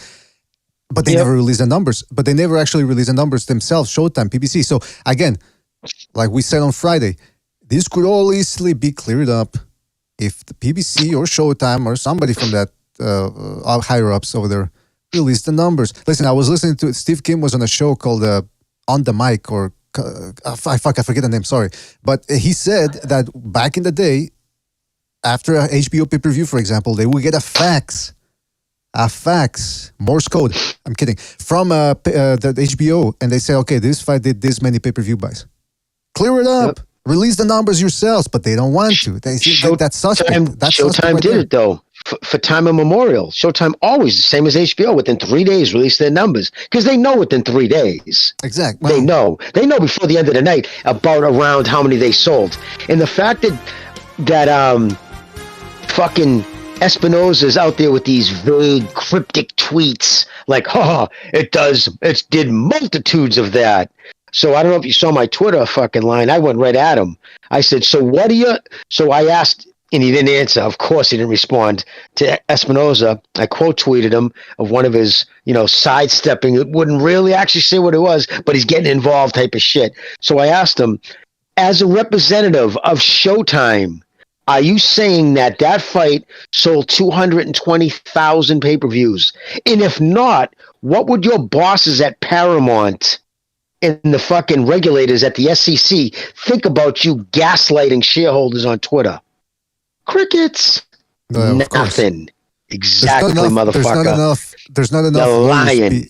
There's not enough lawyer speak to get around that. You little weasel! Hey, listen. I want to keep talking about that a little bit more, but don't forget to hit the like, subscribe if you haven't subscribed already. And we got somebody on the phone lines here who's been waiting. Let's go to 706. 706, you're on the air. 706, what's on your mind? Oh, shit, I got through? Oh, is this, hold on a second. Is this Soothsayer? Yeah, this is Soothsayer. Damn, all right, hopefully you don't... Soothsayer. Hey, what's up? Hello, can you hear me? Yes, we can hear you, man. Go ahead.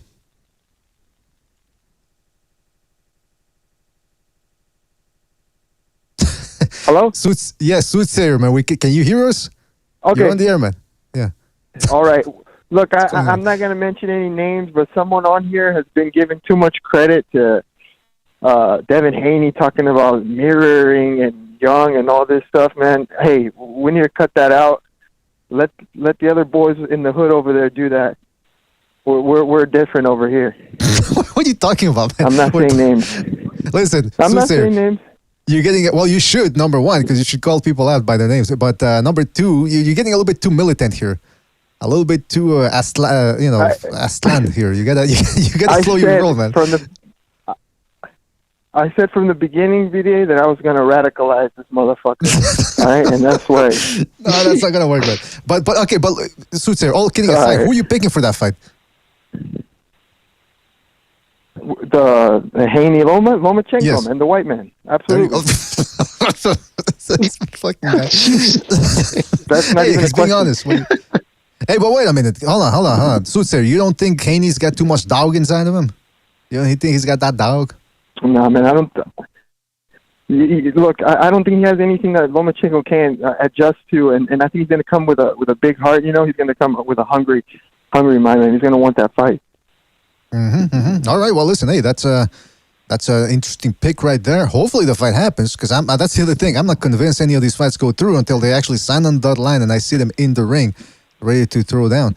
Right. And just one closing in closing here before I can hear you anymore, BDA. When Uncle Charles calls in, or any of these people that of a darker complexion call, I'm just very protective over you, BDA, and the BDA brand, and I just want to make sure that they don't get in your good graces, like we know a couple of logical men in here try to do. They try to sabotage, destroy us from inside, but. That's what we're here for. I appreciate you looking out, but Uncle Charles is very, very different, because he calls in and he gives his opinion and he dips out. He's not looking for, he's not looking for anything extra. Okay. He's a good lad. We'll see. We'll see when we see him in Discord. He doesn't. Yeah, Uncle Charles doesn't play that way. He's straight shooter. Thank you, guys. Y'all have a great day. All right, take it easy, Soothsayer. Over there in the I saw he bought a poncho from Mexico City. He was rocking that over there on the Discord, I saw. So shout out to Soothsayer. Good looking out, Soothsayer. He's trying to regulate people here, and you need that a little bit. And to Soothsayer's point too, BDA, he's right about with Lomachenko. Remember, Lomachenko's been fighting at the world level, whether it's at the world class level opponents, whether it was the amateurs or the pros. Like, he doesn't have soft touches. His soft touches, think about it. His soft touches would be the best opponent Davis has ever fought. His weakest opponents. So right from the amateurs, he fought world level, the best amateurs in the world. And then since there's a pro, everybody who fights him brings their best camp, brings their A game, because of, being the fastest 3-division champion, all the accolades and winning all those belts young, and because of what he was able to accomplish. So because of that, he's seen I just don't see what Haney's going to do. Besides his physical attributes, what he's going to do that Lomachenko hasn't seen. You know, and again, it's going to be, is he pushed his luck by hanging? Because in reality, he shouldn't be at 130. He's too small for 135. Again, he's only there because nobody will fight him at the smaller weights. You know, but he gets no credit for that. You never That's had, a great point, man. But whatever. No, that's a great point, Jimmy. And I guess we'll see what happens as the fight gets near. I just think people are underrating Lomachenko as they tend to do. And they've always done it for the most part. He's overrated. He's this and that. But that's the thing, though. It's like when Haney was like, listen, the Haney fans.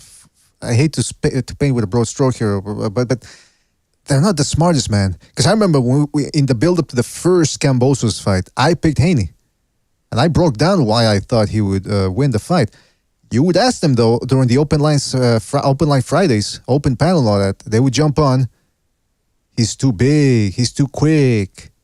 He's too skilled. Okay, what does that mean? What the fuck does that mean? I had to break it down for them, tell them about the jab. I told them that's going to be the key. Like, oh, yeah, that's true, yeah. But they don't even know what's going on. So when you ask them to break down a fight, all they'll tell you is he's too skilled, he's got that dog, he built different, whatever that means. I don't know. Listen, we'll see what happens. It's a fight, and nobody should lose any sleep over it the way they do. But what I hate now, dude, is the hater. You're a hater. I hate when people say that. I am saying hate, but it's like, what does that mean? That's some fucking nebulous, stupid word because you can't articulate your feelings because somebody's saying something that you disagree with. You're just a hater. Well, so what? Okay, prove me wrong. Prove what I'm saying is wrong. Because if all you got is you a hater, then you a moron. Oh, wait a minute. Type of language. By the way, shout out to Rapax Trucking Company for rejoining the BD membership program. He says, I had company over, but now they are gone. So here I am. Well, shout out to Rapax Trucking Company. Good thing you could enjoy the show. I'm a little confused by your statement there. I had company over, but now they're gone. What, did they leave or did you do something about it? In which case, stay on the lines until we call the FBI to come get you. Who else, man? Oh, yeah, hey, what about me? He says something interesting. He says, evening BDA panel and chat tarts. Obviously, Liam Smith is now a pound-for-pound ace. Who drops out of the top 3? Yeah, Liam Smith is pound-for-pound because he beat Chris Eubank. Come on, man. But what else was top 10 for sure, I bet. Yeah, but not pound-for-pound. Okay. Top 10. No, Gonzalo, get the fuck out of here. He's a gatekeeper for 60. That's true, yeah. What else was going to bring up here? I agree with you, by the way. I think the ref stepped in too soon. I think they should have let that kid fucking go on. If he jumps back up like that, if he still won the fight, he could have let him fight. I mean, in actuality, he could have stopped it after the first one because he really was. I mean, he was out there waving at fucking people in the audience. Man, he didn't even know where the fuck he was. He was really hurt after that first one, but Jimmy wants to, I don't think he was hurt as more as he fell after the second one. So I think that was, it's like, man, you didn't stop it after the first one, but you're going to stop it there? Because if you look back and look at it, Beefy really didn't even lay anything on him. It was more like he was just losing his balance still from being hurt the first time. And he went down. It's like he wasn't from a barrage of punches to the head. So he should have let him get up. There's your second knockdown. If you go down again, 3 knockdown rule, you're gone. Or you fucking take him out. I don't know. I've seen a lot lately. The refs are just jumping in and out. There's a new mandate. They're being told. But it seems like they're trying to save everybody. And it's going to fucking just, we don't need more shit storms in boxing. Jimmy wanted to see more gay bashing. That's what he's trying to say. You could have just said that to sum it all up. Yeah, old man was gonna fuck him up. No, he's a veteran and he's got gray hair. That's right. Yeah, he was gonna. Listen, I wanted to see a little bit more finality too, man. Why not? Usually, when guys get really hurt, it's a prolonged beating. It's not because they didn't stop the fight sooner when a guy was wobbly. Because then usually what it takes is one shot, boom, they're down. It's not a prolonged beating like we see with Matias and Dadashev or whatever the guy's name was.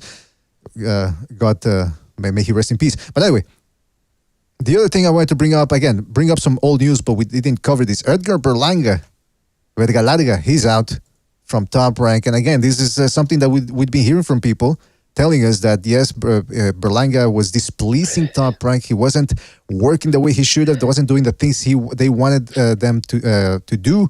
And now he's out. So who does he go with? Who does he fight? And how far can he go? EBC. That's where he should go. That's where most of the talent in his division is. is that. But does anybody think he's going to fight Morrell, Charlo, or anybody over there? I mean, he wouldn't fight.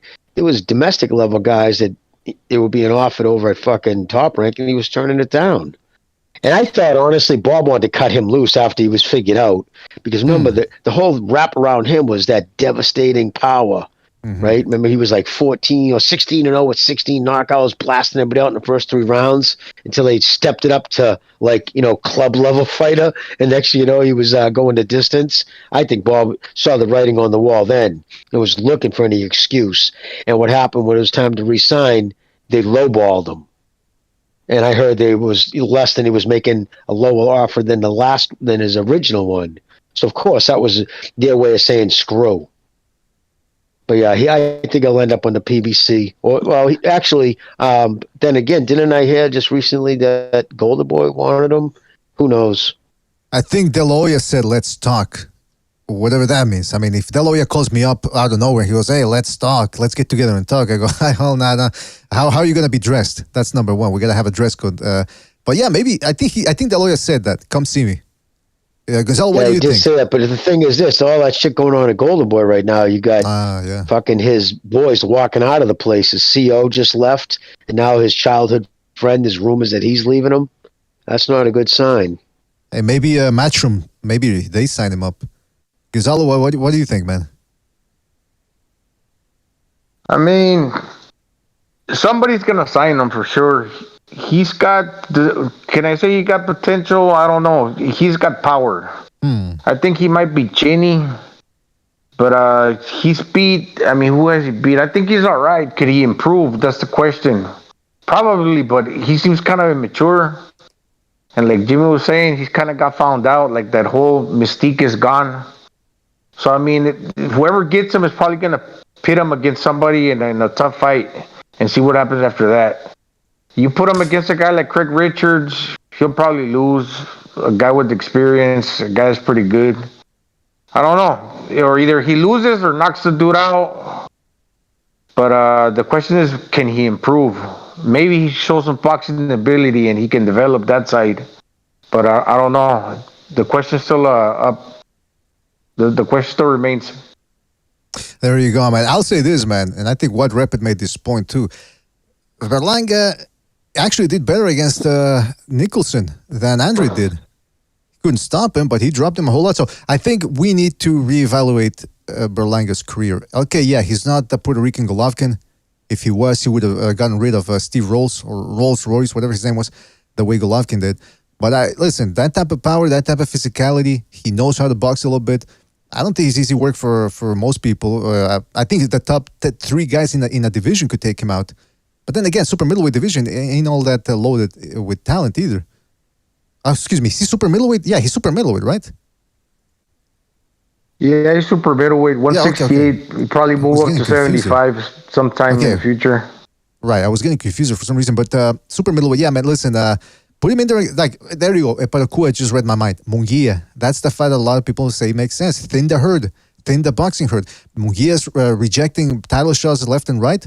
Put him in there against Berlanga. Maybe Berlanga takes him out and he becomes the next undefeated guy that has got some luster on him. But he needs that luster, man. He needs to reclaim it. But yeah, man, he's out of the top rank world, and we'll see where he ends up. Maybe Matchroom picks him up. Maybe somebody said, I think official said that Berlanga's manager already has multiple fighters over at the PBC. So we'll see how that plays out. Let's go to the phone calls here. Let's go to the phone lines real quick here. Don't forget to hit the like, subscribe if you haven't subscribed already. It really helps us out. Let's go to 661. 661, you're on the air. 661, what's on your mind? So Liam Smith versus Chris Eubank Jr. is something nobody's mentioning. It's about how Liam Smith accused Chris Eubank Jr. of being a fruitcake, and Chris Eubank Jr. came out with the rainbow flag, right? And he ends up getting knocked out. So that could be like a curse. It could have been a curse. The rainbow flag could have been a curse, right? A mockery. The gay curse, yeah. A punishment, right? Because the rainbow in the Bible is a promise from God to never flood the sky again, you know? It's like a rainbow, a bow in the sky. And they took that sign and made it into this LGBT symbol, right? And as far as Devin Haney and Lomachenko, I agree with Gonzalo.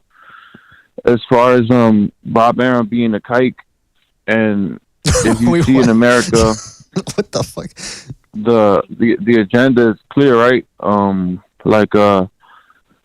These dudes, they're basically hyped up with the whole Black Lives Matter stuff, and they feel like, oh, you know, these black dudes are who we should cater to, and you know, but in reality, they don't sell, but still they'll get pushed.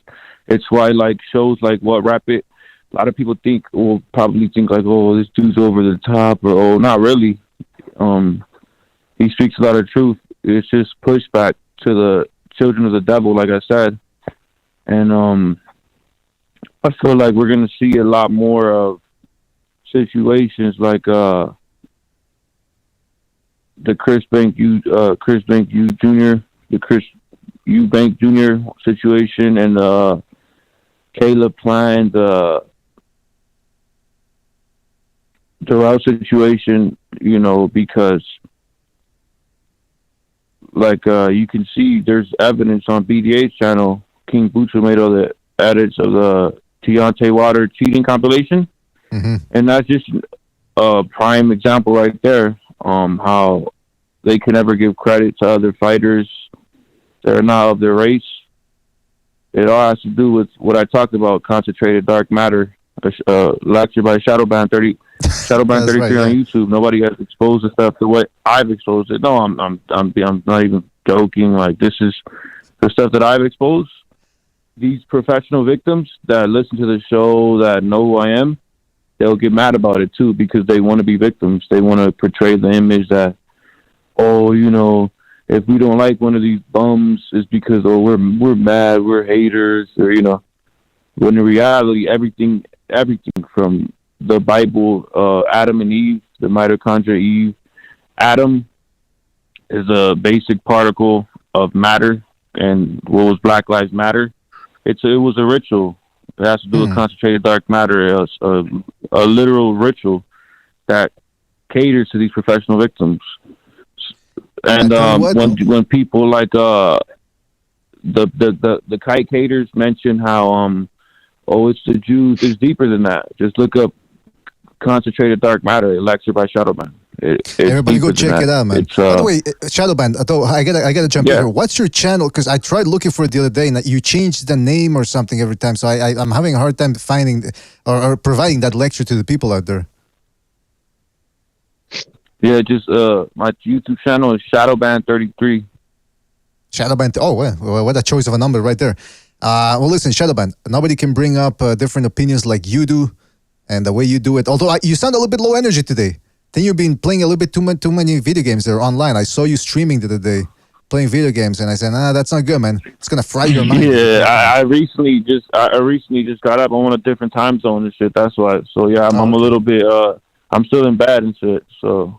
All right, we don't need to know I just wanted to call up and All right. Hopefully you're dressed and not nude, because otherwise I would never take another call from you. And thank you for your call, Shadowban. Enjoy the rest of your Sunday, man. Peace. Take it easy, man. All right. A lot of threats being connected there from Shadowban. The only way he can do it. Don't forget to hit the like, fellas. Hit the like. Spread that BDA gospel if you haven't spread it already. Subscribe. Really helps us out. What were we talking about before we got into Adam and Eve and the concentrated dark matter? Were we talking about Berlanga? Okay, yeah, Berlanga. We're done with that. That's the other thing, though. The fucking Figueroa, Fulton and Inoue are going to be fighting now, right? So they, according to the rumors, PBC wanted to make what? I'm still not convinced. Okay, but they're and it's talking not because about it. Yeah, all right. I'll talk after. Go. Well, I was just going to say that supposedly now they're working on Figueroa versus Maxayo. Now, Maxayo, say what you want about the fella. He can crack and he's a good counterpuncher. And Figueroa, all he does is come forward. Fellas, I think that could be an explosive one. What say ye? Well, I was going to say, Fulton and his fans got really angry at like some of the guys on Twitter who was pushing back. And I think a couple of reasons. First off, I don't think Fulton ever got that yet. There's been really no reason. He's fought decent competition. He's shown that he's the goods. Probably I consider him one of the most talented fighters over at the PBC. And he was kind of shocked by it. It kind of hit him. But it was pushback to what he did. He was the one saying he was going to knock out Inoue. He doesn't have the power to beat him at 122. And he was always attaching his name to him right when he was being announced. There was an article written about him by Boxing, Steve Kim. And he would always come out and say something after that. And then all of a sudden, here he is a year out of the fight saying, after this next fight, I'm going to 122 for Fulton. He let it be known all year. You mentioned Fulton's name.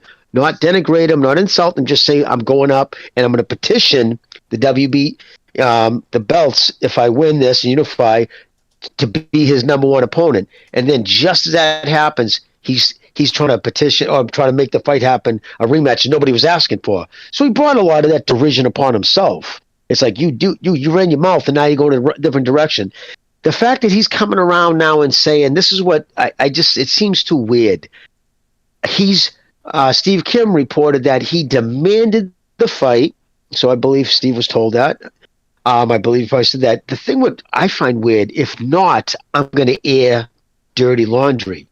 In that case, I just don't see that strong arm working on Heyman, because Heyman could say, go ahead, and I'm going to sue you into oblivion because you signed an NDA. You know what I mean? You're done. You signed an NDA. The judges will say, it's all here, dude. You can tell me about your emotions and this and that, but it doesn't matter. It's all in the confines, the four confines of this contract, which you sold. You cannot sign. You cannot talk about him in a derogatory sense or his product. And so that just seems weird. But here's another thing. I've heard this story from PBC fighters. I want that fight. Fuck, look at Spence. He just leaked that phone call, recorded and leaked the phone call. I told Al I want fucking Thurman's gone. He's history. The whole time he knows he's fighting him next because he wanted to sell them sweatshirts. That he had probably a couple of too many boxes full, a couple of gross in his fucking garage he had to get rid of. You know what I mean? So he kept lying that he was fucking making it pretend he was running the block when he was going to fucking fight Thurman the whole time. So I believe Fulton isn't afraid of Inoue. I believe he'd fight him. But do I believe that Heyman is going to allow him to go to Japan to make that fight happen? No, I don't. I don't see it happening. The only reason why it wouldn't happen is because he has nobody to give him. Hey, fellas, hold on. Before you go, just take over, fellas. I'll be right back in 2 minutes, all right? You take over, please. Alrighty. Yeah.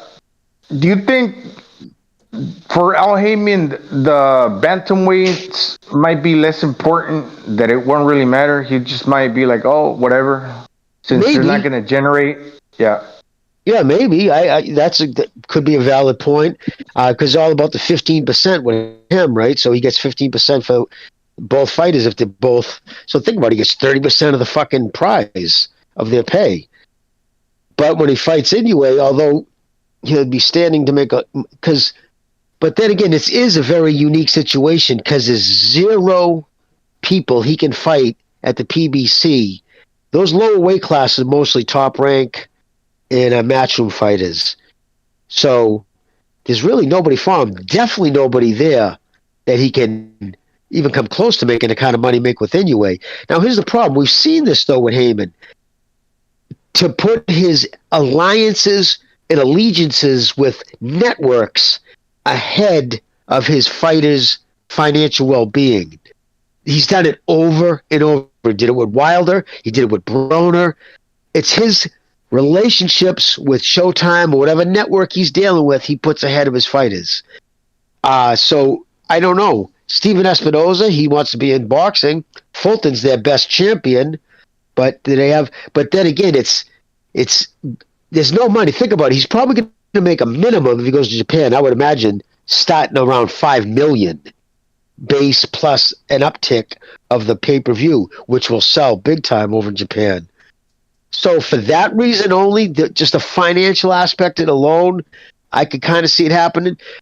But my thing is this: I don't go by what you say, I go by what you do. Right? Words are just fucking words, man. Just different way ears coming out of somebody's mouth. I go by people's actions and the way they move. And the way PBC and Al Heyman has moved since its conception of May 2015, they don't do this. He does not give his champions, prime champions, to other networks. He's never done it, and I don't see him doing it now. If he does, awesome. It's the fight I want to see more than any in boxing. So I'm not saying it like, oh, I don't think it's going to happen because I don't want it to happen. I want it to happen more than anybody. But that's right. Well, just knowing the way the PBC rolls and moves, I don't see it happening. Well, we don't I want hope that to fight. God I'm wrong. Yeah, we all want that fight, and I mean, things are looking good so far, but you just never know. At the end of the day, they throw a monkey wrench in there. Oh no, it's this happened or that the venue thing, or just one thing can change it all. So we'll keep our fingers crossed for that one. Let's go to another phone call here. Let's go to 214. 214, you're on the air. 214, what's on your mind? Oh, what's up, guys? I want to say congratulations to Liam Smith. I thought he was going to get off Fox too, but I also, but then it all started to come back to me. Hindsight started coming to me. I'm like, yeah, this guy's he's been a world champion, and he's actually fought good fighters, and he's actually a good fighter himself. And I don't know why I fell for it. I fell for the okie doke. I've been saying that Chris Eubank Jr. was worthless for at least a year now. I don't know why I thought he would win. I mean, listen, yeah, it's 95% of boxing fans thought Eubank was going to win, and he showed why in the first 3.5 rounds. But then it just happened. He got caught. Shitty defense finally caught up with him for a knockout, because, he'd been beaten before by decision. Yeah, and I think he should retire because I don't think him going back to 160 would do him any favors. I mean, you never know, man. I don't think he's going to retire. I think there's too much money involved for him. I mean, if they get him a tune-up, one or two tune-ups, he gets some good knockouts or good stoppages, boom, he's back in contention. That's the way it works, man. That's the way it works. He's still young. Yeah. And that's what people will remember. I guess so, but I don't know. I think Liam Smith should go forward. He should get this bigger and better things. Liam Smith is certainly Chris Eubanks. He's got no real aspiration. I figured that out about back in 2020. He was supposed to. They were going to line him up to fight Charlo. He fucking ran out of there at PBC and came back here to fight guys to a domestic level. That's right. And don't forget too, he got lucky against Kolarov. Don't forget he got lucky against Kolarov because he was getting outboxed. And then all of a sudden, Kolarov pulled his taint or something, or his pelvis, and then whoops, no, sorry, I can't continue. But he was getting beat in that one. Yep. That's why he ran out of there. I knew right then and there this dude ran out of there before he would fight Charlo, because that's what they wanted to do. They wanted to set the winner of that fight with Charlo, and that's why they went out there and got that Juan Maciel guy. Or was that under the undercard of Juan Maciel? Yeah, I think it was. I think I'm not sure. But anyway, about Inoue and Fulton, I think that fight can happen. I think that Inoue, he's not like the other guys. These guys, they bullshit. They give all types of excuses. You hear, especially in America, man, a lot of these guys come up with all types of excuses on why not to do something. But I heard that Fulton reached out to them because I actually was on this live stream, and a guy in Japan that said that was talking about what happened. He said that they were going to fight Rais Salim. That's why Rais Salim was talking about Inoue, and they wrote an article about it. But then Fulton reached out to them and said that, hey, he's still available. They said that he was checking the temperatures if they wanted to still fight. And they say, are you available? He was like, yeah. And then they say, all right, then we can start working towards that fight. And that's what they're doing so far. It's looking well. And I know, anyway, he's not like these guys in America. So I don't think anything's going to go wrong. The problem is probably on the PBC side. But I don't think Al Heyman would stop this guy from making his career high payday. I don't know, because he's a lower weight guy. It's not like everybody's going to see him. He's not that known. Even the guy that was doing the live stream, he said he knew Inoue before Fulton. So I think that it's the best move, even though this fight will be shown on ESPN Plus in America. So I think it's the best move for everybody. You know, absolutely. They're not directly. It's the best fight to make, man. PBC is not directly. It's we are. Yeah, listen, I think it's going to happen. I think this is more likely to happen than the freaking Ryan Garcia Tank Davis fight. To be honest with you. Well, that's an interesting question we asked too on Friday to people which fight it's better. But listen, caller, you're right on the money about that and about the other issue as well, man. We gotta go though. But thank you for your call and call back next time, right, man? Take it easy out there. All right. Yeah, man. I mean, listen, we're all hopeful, as you can see. We're all hopeful that the fight happens. Now, usually the problems on the PBC side. Hopefully they don't throw an obstacle here to get this fight made, and if it happens, it's one of the most interesting fights in boxing. Now, Kenshiro says if he wants to know if he can call in. I mean, if you want to just call in and make it quick, nobody will talk over you. We won't respond to you while you're on the air. You just make your point if you want, because they're gonna charge you up the ass with the phone rates. But in the meantime, I will read a comment from him. He says Inoue should fight Akhmadaliev, then Fulton for all FOT, better money, plus Fulton hasn't fought outside the USA as he's too scared and no one knows him. I mean, look, in a perfect world, yeah, Akhmadaliev would be right there in the mix. He's got a fight lined up, by the way. I think he's facing Tamales. No, excuse me, not Tamales. The fucking this guy's name. Hold on a sec. Oh, it's a Filipino. It's a Filipino, right? Yeah, he had that Manny Pacquiao haircut. Yeah. That's going to be on the Zone, I believe. I forget when. Anyway, I'll try to look that up. But yeah, man, so I don't think Fulton's scared either, by the way. I think he wants the best. But again, he's with the wrong side of the street, on the wrong side of the street, rather. That the company that puts a kibosh every time one of those guys wants to make a fight with somebody from the other side. Now, some people say, yeah, well, what about Canelo Plant?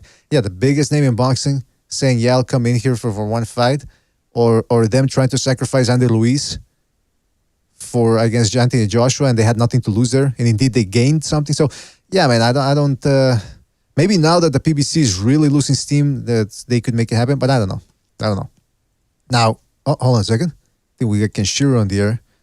447, you're on the air. 447. What's on your mind? Hey guys, how you doing? I haven't been spoken to in a while, but I hope you guys are feeling okay. Right back at you, man.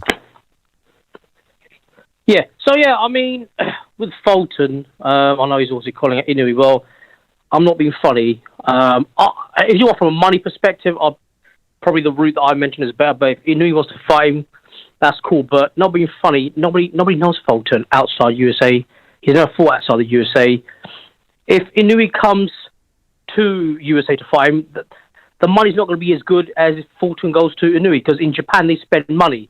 The crowd that Fulton attracts, they haven't even got jobs, so there's no point if you're talking about money aspect. Oh, wait a minute. I'm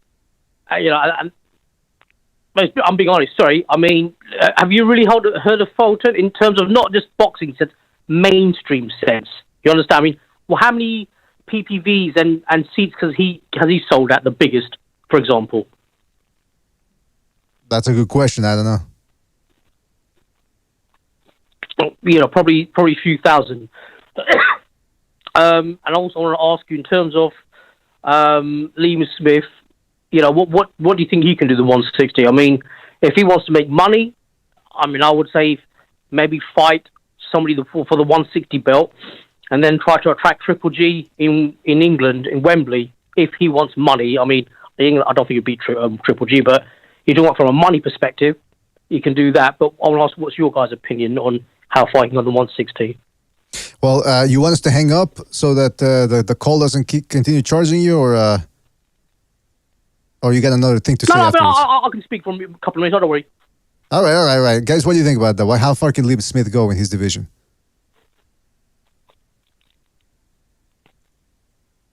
I don't know.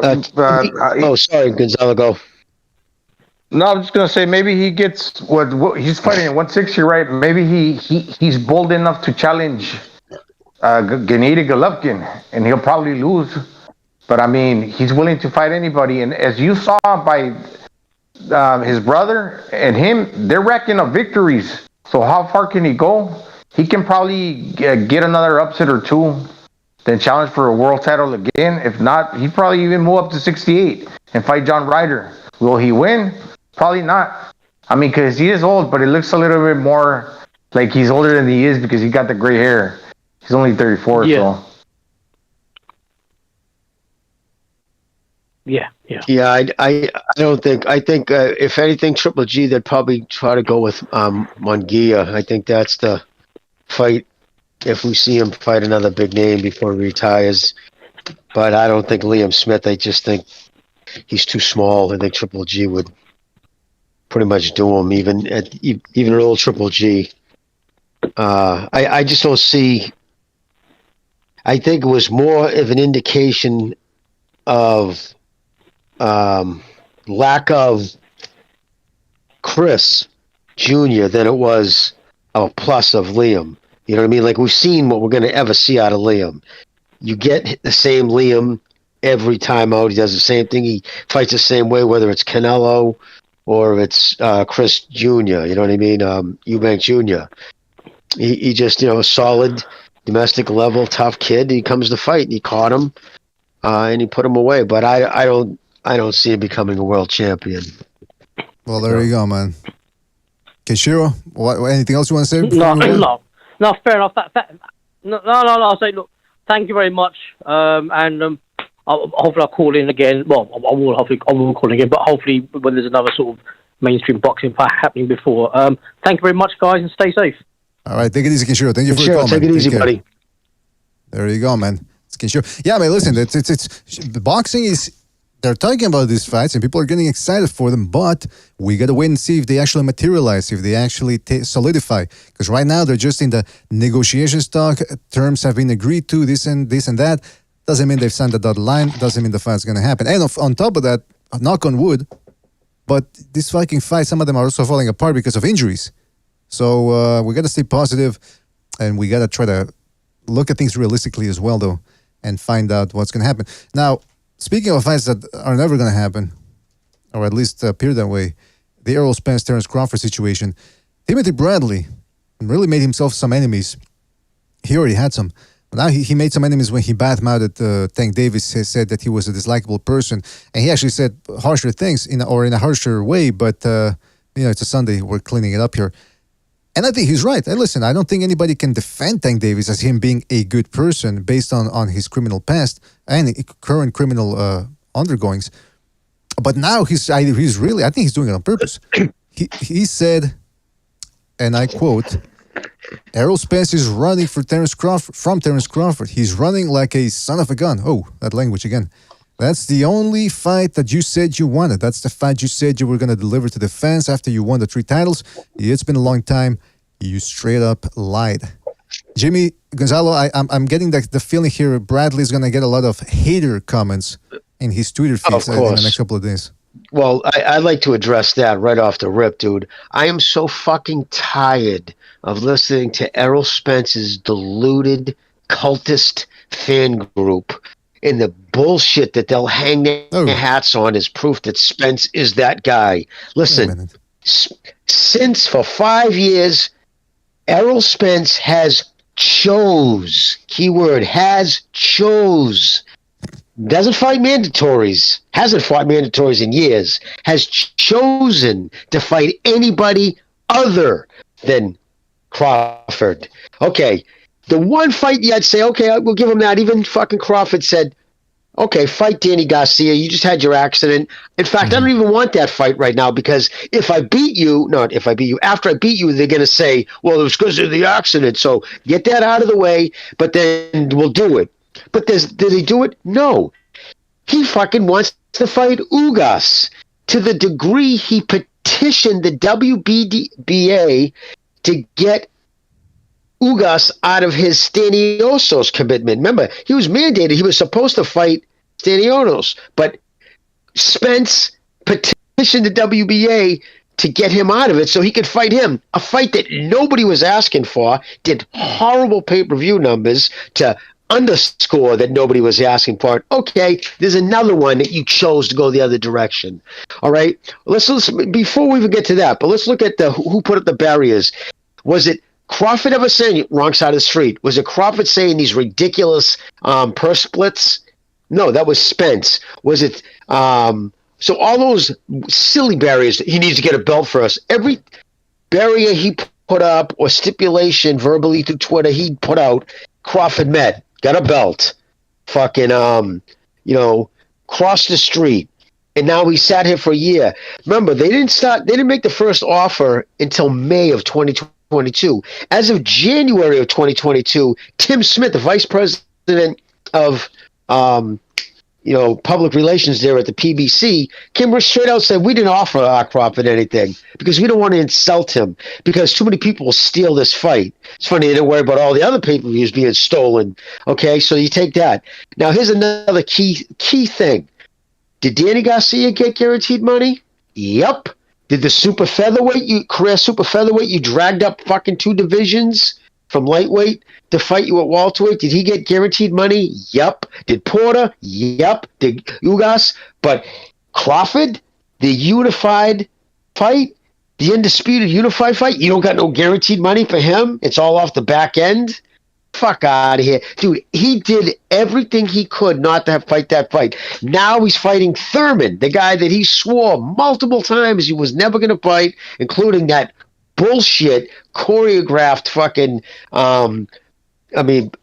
the one that he made up, the phone call and leaked out, I told Al I ain't fighting him, the whole time knowing he was going to fight him, and he's choosing to fight Thurman. He's not a mandatory. That WBC is such a crock of shit. The fact that they're letting it go to 154, I don't know if you happen to see Suleiman's response, that word salad. It was so he went on Boxer Voice. He said, Ness asked him, so what is this going to take care of that mandatory? Because it's at 154. How does that work? Well, we're going to see on what takes place.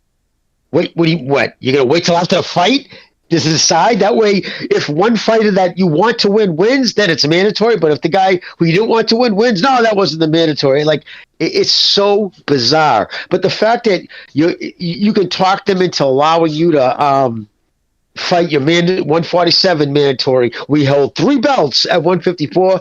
You could have talked them into saying, can I skip the mandatory with Thurman because I want Crawford? According to you, Suleiman, that's the fight you really want too.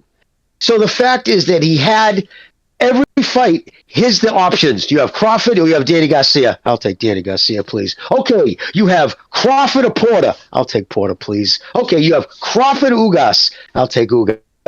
And now you're going to in fact, I'm going to petition to get him out of a fight till I have him. The whole time, there's the option with Thurman, and he chose not to fight him. He's the A side. It's incumbent upon him to make the fight. It's incumbent upon his people to make that fight, especially when fucking Crawford became a free agent and didn't have a fucking promotion behind him. It is Spence. Spence never wanted that fight. He's going to stay at 154. He's not going back down to 147. That's part of going up to 154. Because why would we do that? Because he's not coming back down. He's never going to fight Spence. Crawford. I've said all along that fight wasn't going to happen because the way they move and the shit he would say. And never mind just body language. Good old street. When fucking Crawford met him in the fucking hallway, surprised him in the hallway with Arum, this Crawford fucking glaring him in the eyes, and his Spence staring at the tops of his feet, mumbling, well, you're not on the list. He gave me 4 names, and fucking bam, 4 names that was said 2018, and to a man that came, Al gave me, and all the 4 names that he gave him, which didn't include fucking Crawford, is exactly who he fought. So he told everybody 4 years ago who he was fighting and with the order he was going to fight him. And it was never Crawford. Spence, I personally think is an alcoholic because nobody gets that blind drunk where they're mumbling like a fucking weirdo unless they do that a lot. So, yeah, he knew he can't beat him, and he would rather go to 154 or go to Canelo. People say, well, why would he fight Canelo? And, why would he duck Crawford? Because you're expected to lose to Canelo. There's no shame in going up in 2 divisions and getting beat by a guy like that. But losing to the guy that after for years, your little sycophants on Twitter running their fucking mouth, yeah, he just couldn't deal with it. But no, that is 100% on fucking Spence. I'm done. You sure though? Because I mean, listen, I don't know how many times this can be said, man. This is a fight that people wanted to see, and it just fell apart. And Jimmy, you didn't even—I don't think you touched on the which is for me the smoking gun, the fact that they've got a fight lined up all the way into May with Keith Thurman and Errol Spence, whereas they could have easily made the Crawford fight. Crawford fought, what was it, December? Early December? You can't get back into negotiations. Fight. Everybody, his friends, that's what his fans say too, Mr. BDA. Well, he should have fought Adesanya. What are you talking about? Heyman told him the fight's not happening until 2023. And at that point, Bud said, Heyman told me that the fight's not happening this year. And that's when I said, well, I'm not fucking sitting on my hands for a year and a half to step in with Spence. I'm going to take a stay busy fight. And he said, oh, if you do that, he's going to fight so-and-so. Whatever.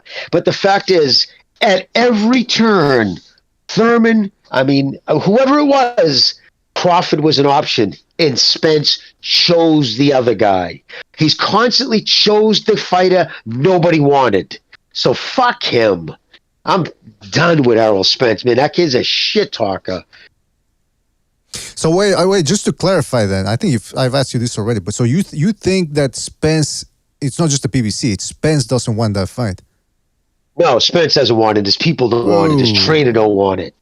None of them want it. They know he'd fucking, especially now, he's damaged goods. He got fucking rocked 3 times against Ugas with his 33% knockout ratio, or 38%, whatever it is. It's low. Crawford, eat that boy up. Eat him up. He's a basic 1-2 fucking dude who's good to the body and got a good engine. That's it. That's it. Well, let me get he goes life and death with fucking Porter. And fucking Crawford fucking put him out. Let me get Gonzalo in on this. Gonzalo, what do you think about all this? Do you think Spence is scared based on the way Jimmy broke it down? And do you think that Crawford is easy work, as they say in the streets? I don't think none of either guy is scared. I just think that they enjoy feeding the public crumbs. I think they're just divas. And they're not in a rush to fight each other, that's for sure. And especially with Jimmy saying Spence, because the car accident, he's damaged goods. His trainer probably thinks that he loses based on Crawford's style. But I would say that they're both conceited in a way that nobody wants to take a lesser portion of the split. Nobody wants to feel like they're bowing down to the other guy. And basically, the fight's to the point of where it's kind of like already surpassed the marination period of Pacquiao Mayweather, to the point that even if it does happen, which I believe it will happen, like in November of this year, 2023, by the time it happens, people are going to lose interest. It's going to be like, dude, I remember one time, like this fucking chick, what's her name? Jennifer. I wanted to fuck her so bad. I got with the hottest chick and the fucking in VVSD, in the VVSD. Out of 200 fools, the dude in the wheelchair got the chick. And I couldn't get with her because we were like in a place that we couldn't go out for a month. And once I eventually got out and I got to be with her, you know, I was like fucking masturbating right before it, like having like all these illusions, fucking taking Yellow Jackets, Viagra at the same time. And when I finally got the opportunity to be with her, my dick couldn't even get up because all the fucking excitement. So what I'm basically saying, you go on this roller coaster of a ride. You know, they're gonna give us that all we're fucking excited. By the time it fucking happens, people don't want to know about it no more. You lost interest. Gonzalo, I'll agree. It's definitely past its due date, without a doubt. That shit's gone sour on the shelf, no doubt about it. But here's the thing: Crawford capitulated to every demand. They said, get a belt first. Okay, I got a belt. Let's go. Let's do it. Nah, well, if we're going to do it, the split's 80-20. Crawford said, nah, that's bullshit, which is ridiculous, right? So he ended up fighting somebody else. Then he said, well, you're on the wrong side of the street. Literally right after fucking Top Rank made a fight with Wilder in fucking Fury. So that was a bullshit excuse. So, okay, we'll roll with it. He leaves fucking Top Rank. Now I'm not on the other side of the street. Yeah, I'm going to petition the fucking WBA to make the Ugas fight. Well, Crawford's standing right there. Then they go into negotiations. The only person he's ever fought that since becoming champion that he didn't offer guaranteed money to was Crawford. He unified fucking undisputed 4-belt era unification, and that's the guy. You're not offering any guarantee. And even then, Crawford said, "Fuck it, I'll do it. I won't take a guarantee for the first time in fucking a decade, but all I want to see is the books." And they said no. And then fucking Espinoza comes out, well, he just wanted too much transparency. Shut up. Like, it's just so fucking ridiculous. If there's been one person, the only person who's done any capitulating, it's been Crawford. He's done everything they asked. And then they still try to string him along. And then they fucked him and they said, yeah, nah, you can't see the books. We'll give you a handwritten itemization, so you can put anything you want down there. So it was just in the way they moved, the things they did. They didn't want that fight. You know what I mean? They just did not want to fucking make that fight. It was never going to happen. He said it back in 2018. I should have paid more close attention when he said those names. But what really tended to me was when he petitioned the WBA. It's like, because he was supposed to fight Staniosos, Ugas. And they literally had to go and first the WBA said no. And then they changed their mind 4 months later, said, oh, okay, yeah, he doesn't have to fight him so you can fight him. Like, why? Because he has a belt? So doesn't Crawford. It lost money. It wasn't a good pay-per-view. It didn't do any numbers. Crawford would have done numbers. But now they're saying because they worry about thievery, the reason being because they're going to have to pay these guys real money. But that was even taken care of only off the back end, and they still couldn't get the fucking thing across the line. Instead, he's going to fight Thurman. And the reason why it's not going to happen in November, he's going to be at 154. He's not even going to have a belt at 154. Is Crawford really going to go up and fight him with no belts at 154? Because he's not coming back down to 147. Not a snowball's chance in hell that's happening. It's the reason why they're having this fight at 154. He's the WBC, WBA, IBF welterweight champion, and he's fighting Thurman at 154, junior middleweight. Why? Because he can't make 45 anymore comfortably, and that's probably part of the reason Ugas was able to hurt him. It's finally catching up to him. The drinking, the fucking lifestyle, and shredding that weight is finally catching up to him to the point where it's, he's fucking can get hurt easier. He's never coming back to 147. So unless Crawford's going up to 154 to fight him without belts, that's the only way that fight's taking place. So for that reason, I don't think it's ever taken place. I always wondered the reality of like this character Al Heyman. I mean, who is he? Like I start to think, is that guy really like intelligent? It's kind of intriguing and mysterious, but he's actually very intelligent. It's crazy. Okay, if he is real intelligent, his fucking timing is all wrong for boxing. He's always getting the timing down wrong for the fucking fight. He made his bones in music, brother. He made his bones in music, and he got a lot of lawsuits there too. A lot of fucking music people sued him and shit. He's always been in court. But yes, that's where he made his music. He graduated Harvard, like top of his class, so he's clearly a very intelligent dude. But if you even look at the way his contracts are structured, I keep talking about that Kid Austin. His father was involved in the music industry in some capacity, and he said it when he was on one of the podcasts. He's like, you looked at this thing, you're like, wow, you could just change a few things. It's just a music contract. It's a predatorial contract. And a lot of the PBC guys, if they were smart, they would take him to fucking court for this, saying, these contracts are predatorial. These contracts are literally costing me millions of dollars that I could make, but I'm being held under this contract, but they don't do it. And I think they let him go. He can be a smart person, but maybe he doesn't like boxing. He doesn't even watch it. Well, look what happened to his brother Bobby. Well, therefore he might not have a sense of the ebbs and flow of the people, of like the interest in the fight, or like when the fight should take place, like when to pull the trigger on making the event. Or it's either a boxing guy, dude. He's a Harvard graduate, but you've forgotten more about boxing than Al Heyman has ever known. You do better in that position because he's not a boxing guy, dude. He's a music guy. And I personally think he hates boxing. In fact, the first article written about him in far as boxing is concerned, it talked about how he was very angry with the sport for what it did to his brother Bobby and how it treated his brother Bobby.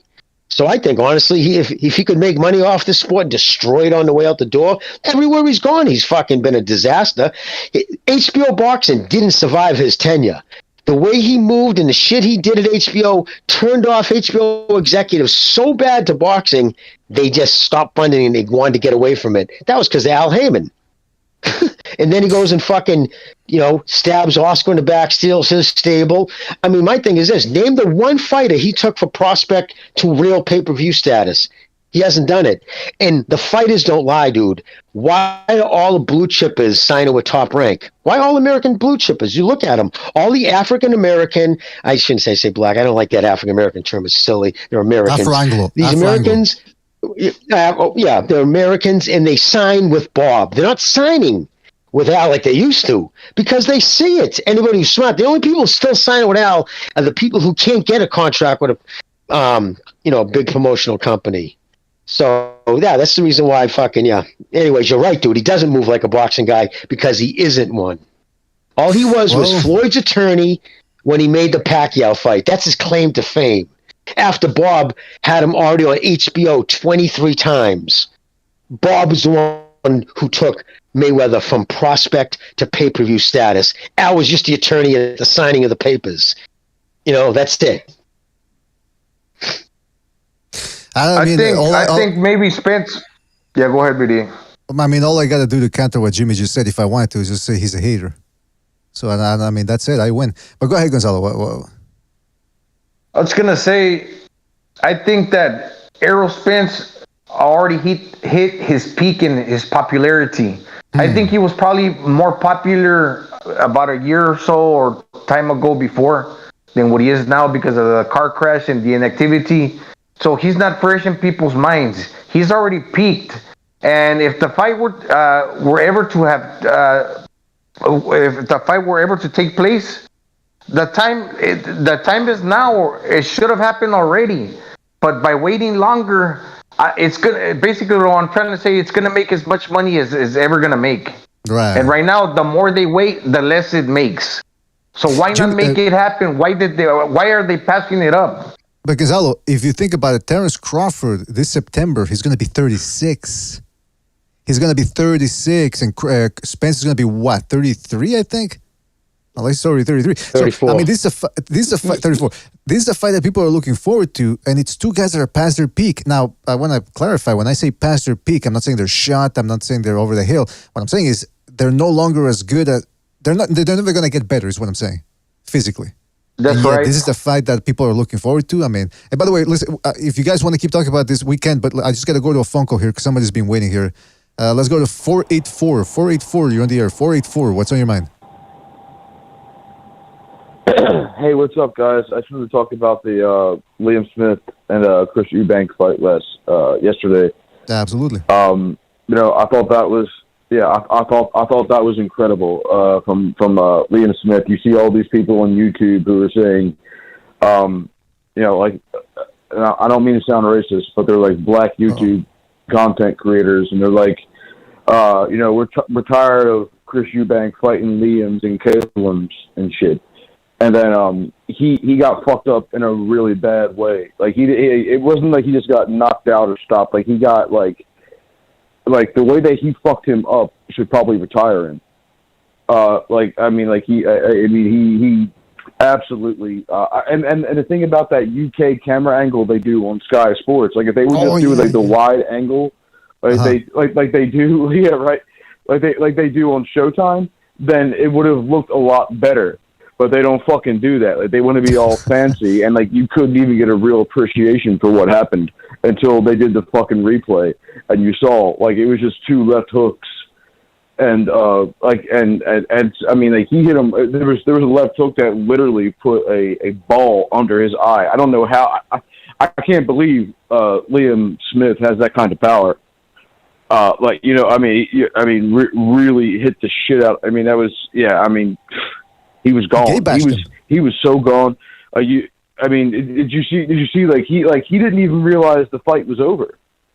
Like Chris Eubank didn't even know the fight was over. And then like I was actually hoping that like when he came at him and Liam Smith was standing still, I was hoping Liam Smith was going to just fucking oh my God, just bury him. Just absolutely fucking bury him. Like he was out of it. He was gone. Like he's such a piece of shit. He is such a piece of shit. Chris Eubank. Chris Eubank was a piece of shit back in the day when he was beefing with, and he fought Billy Joe Saunders. He was a piece of shit back then, and Billy Joe Saunders boxed his fucking dickhead off completely. So, this guy he's not. He reminds me a lot of Demetrius Andrade. Honestly, he really does, because if you watch Chris Eubank's fights, he explodes in the beginning. He'll get a knockdown or something like that, and then the rest of the fight is just a jab fest. And that's the same exact formula that fucking Andrade has. That's true.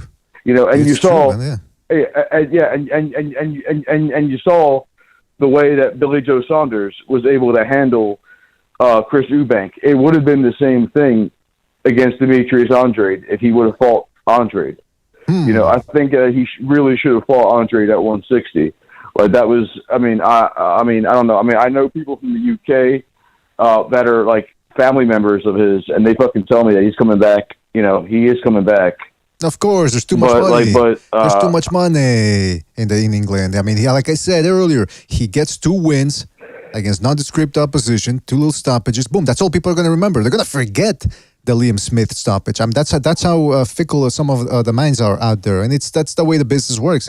I know, but BDA, brother, that was really bad and ugly. That was treacherous. The way that he got stopped there.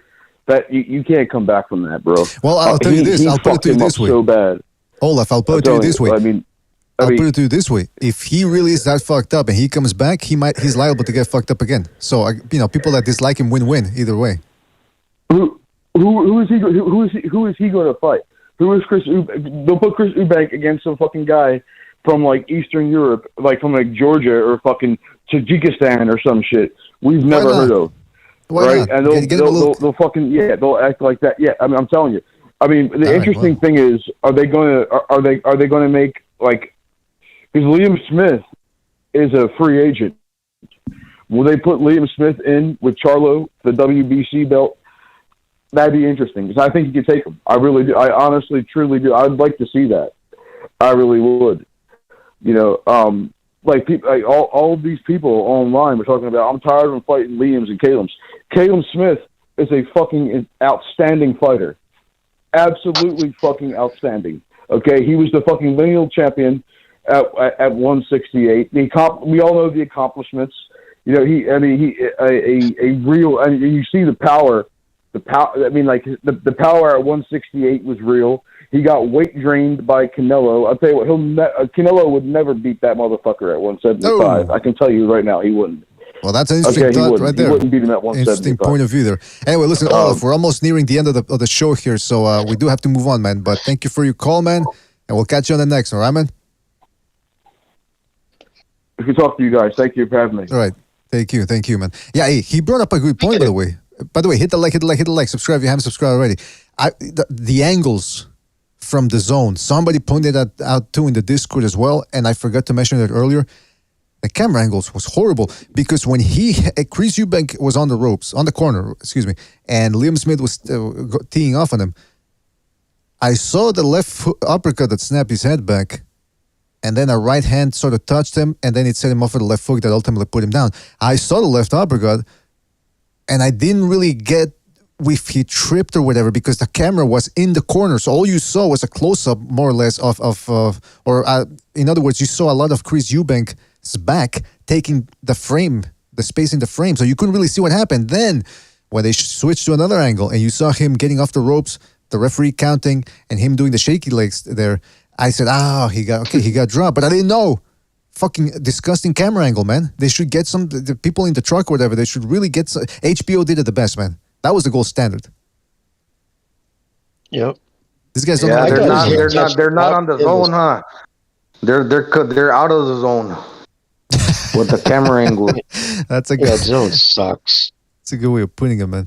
But yeah, man, that was a pet peeve there, right? Horrible camera angle. They should. I remember Pride FC.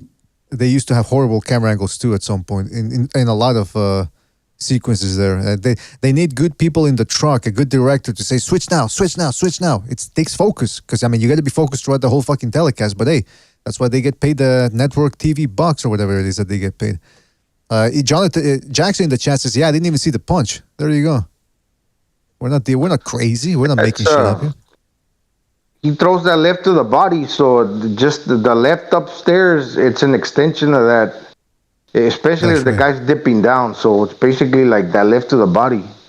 He got power in that hand. He's got a good pop in there, man. But okay, so before the call, we were talking about Crawford. I mean, listen, I don't know what else to say about the fight other than that. To me, yeah, that's a smoking gun that they could have made this fight after Crawford took care of Evanesian, but no, they decided to go ahead with Thurman. I mean, and it's not like it's a mandatory. Because again, it's at 154, and it's not a fight that people want to see. So you got to wonder, what's the point? Are they trying to age Terence Crawford out? I mean, it's a bizarre set of circumstances for this fight. No, and they're running from it, Terence Far. That's why they're doing it 154. Because that way now he has well, I'm not going back down to 147. So if he wants it, he has to come up here. And then Crawford will be like, for what? There's not even any belts. I'm going to stay down here and unify. It's all that now. There's going to be these vacant belts he's going to have to give up. It's kind of funny. Like, why the No, I have that. Somebody sent me that video of. You got to see it. It's shocking, the corruption with Suleiman. He doesn't even try to hide it. It's just ridiculous. Well, we'll determine after the fight. What do you mean after the fight? How can you say that with a straight face, you fucking criminal? Oh. Well, listen, I mean, here's a good thing about boxing, and this is something that guys have to remember, the boxers. You might think you hold us by the balls when you got a big fight that everybody wants to see. But there's always somebody else coming up, and there's always other boxers, hundreds of boxers making moves. So Crawford Spence, for a while, yeah, it was the fight everybody wanted to see. Guess what? We might be getting Haney Lomachenko. We might be getting Inoue-Fulton, Usyk Fury, Garcia Tank Davis. Again, might be. But again, just the fact that people are talking about those fights is already making people forget about Spence Crawford. In fact, I dare say they've already forgotten about it. I know I have, other than this show, because, we got to talk about it. But yeah, man, listen, if you wait too long, boxing passes you by, man. So these fellas better wake up, smarten up, and make the fights that we want to see. That's it. It's not complicated. It's simple. Don't overthink it. In any event, I think we've talked about everything that we were going to talk about. Hey, good fights made too by Top Rank. Isaac Dogboy versus Robesi Ramirez.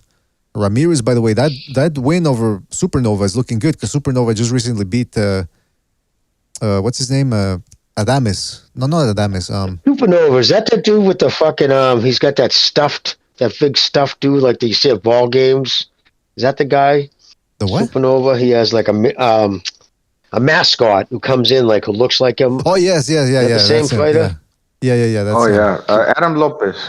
Yeah, Adam Lopez. Yes, thank you, Gonzalo. Yes. So they're gonna make Isaac Dogboy, who's on a bit of a career renaissance here.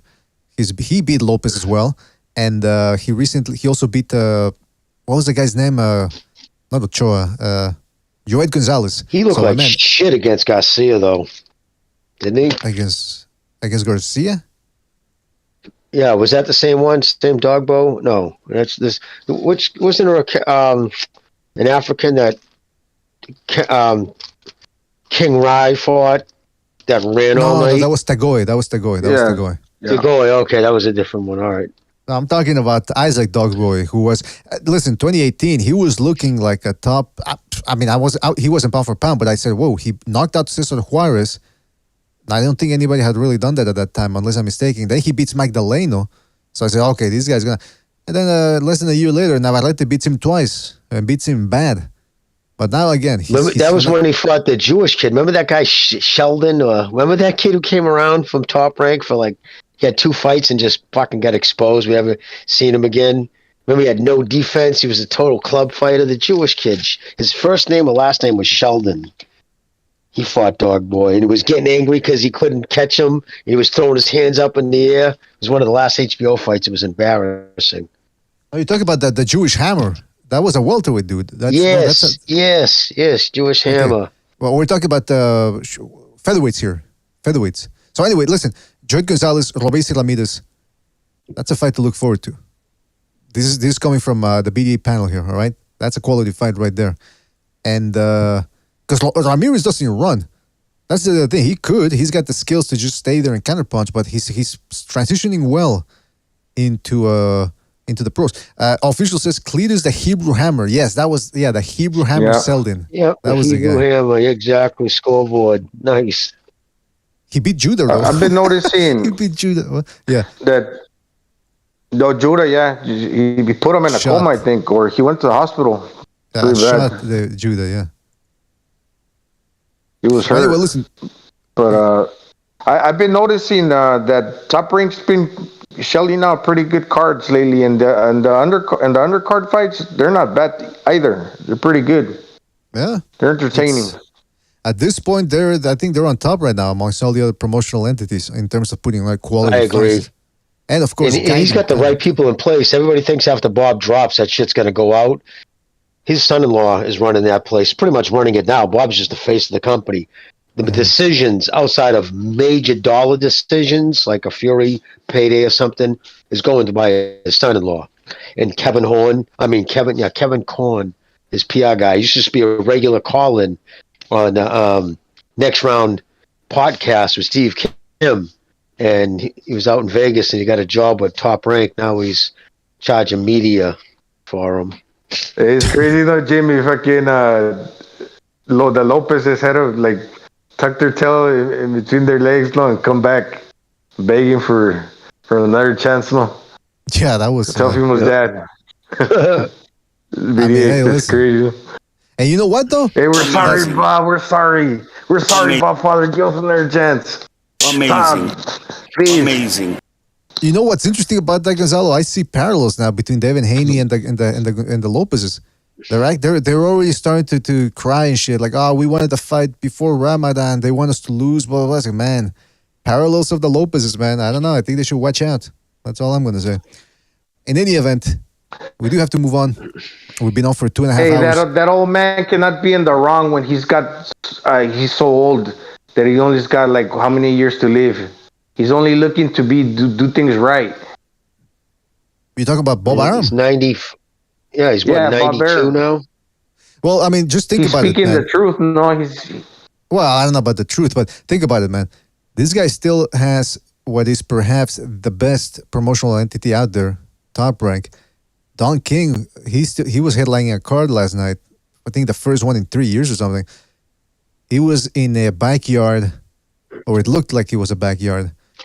Picnic tables with that, that those covers there that you put at birthday parties for kids with the multicolored. Well, actually, maybe I'm exaggerating, but it was that. It looked like they were in an alley or some sort of a backstage area outside. There was a gray wall which looked awful on the telecast. They had the ring was in the color of the Ukrainian flag. Somebody, Shazar, told me in the Discord that apparently Don King went on a diatribe about the Ukraine for 9 minutes, as only Don King can, even at his age. So, yeah, Don King is the guy that got kicked out. He got kicked off the boxing world, and yet Top Rank is still around on top. So, makes you wonder what happened there, who made the right moves, who made the wrong moves. All I'm saying is Top Rank obviously did something right. They ended up outlasting their top competitor. In any event, we do have to move on, fellas. It's been 2.5 hours. Good little Sunday show. I want to thank Jimmy and Gonzalo for dropping in and breaking it down as only they can. And we'll be back later on this week to cover the Anthony Yardy. Is that how you say it, by the way? Yardy? Because I've heard people say Yardy. I thought it was Yard. But then again, there's an E at the end. So what the fuck? Or Yarday, maybe? Yarday. Yes, maybe, because it's British, right? But anyway, we're going to have that. Yarday.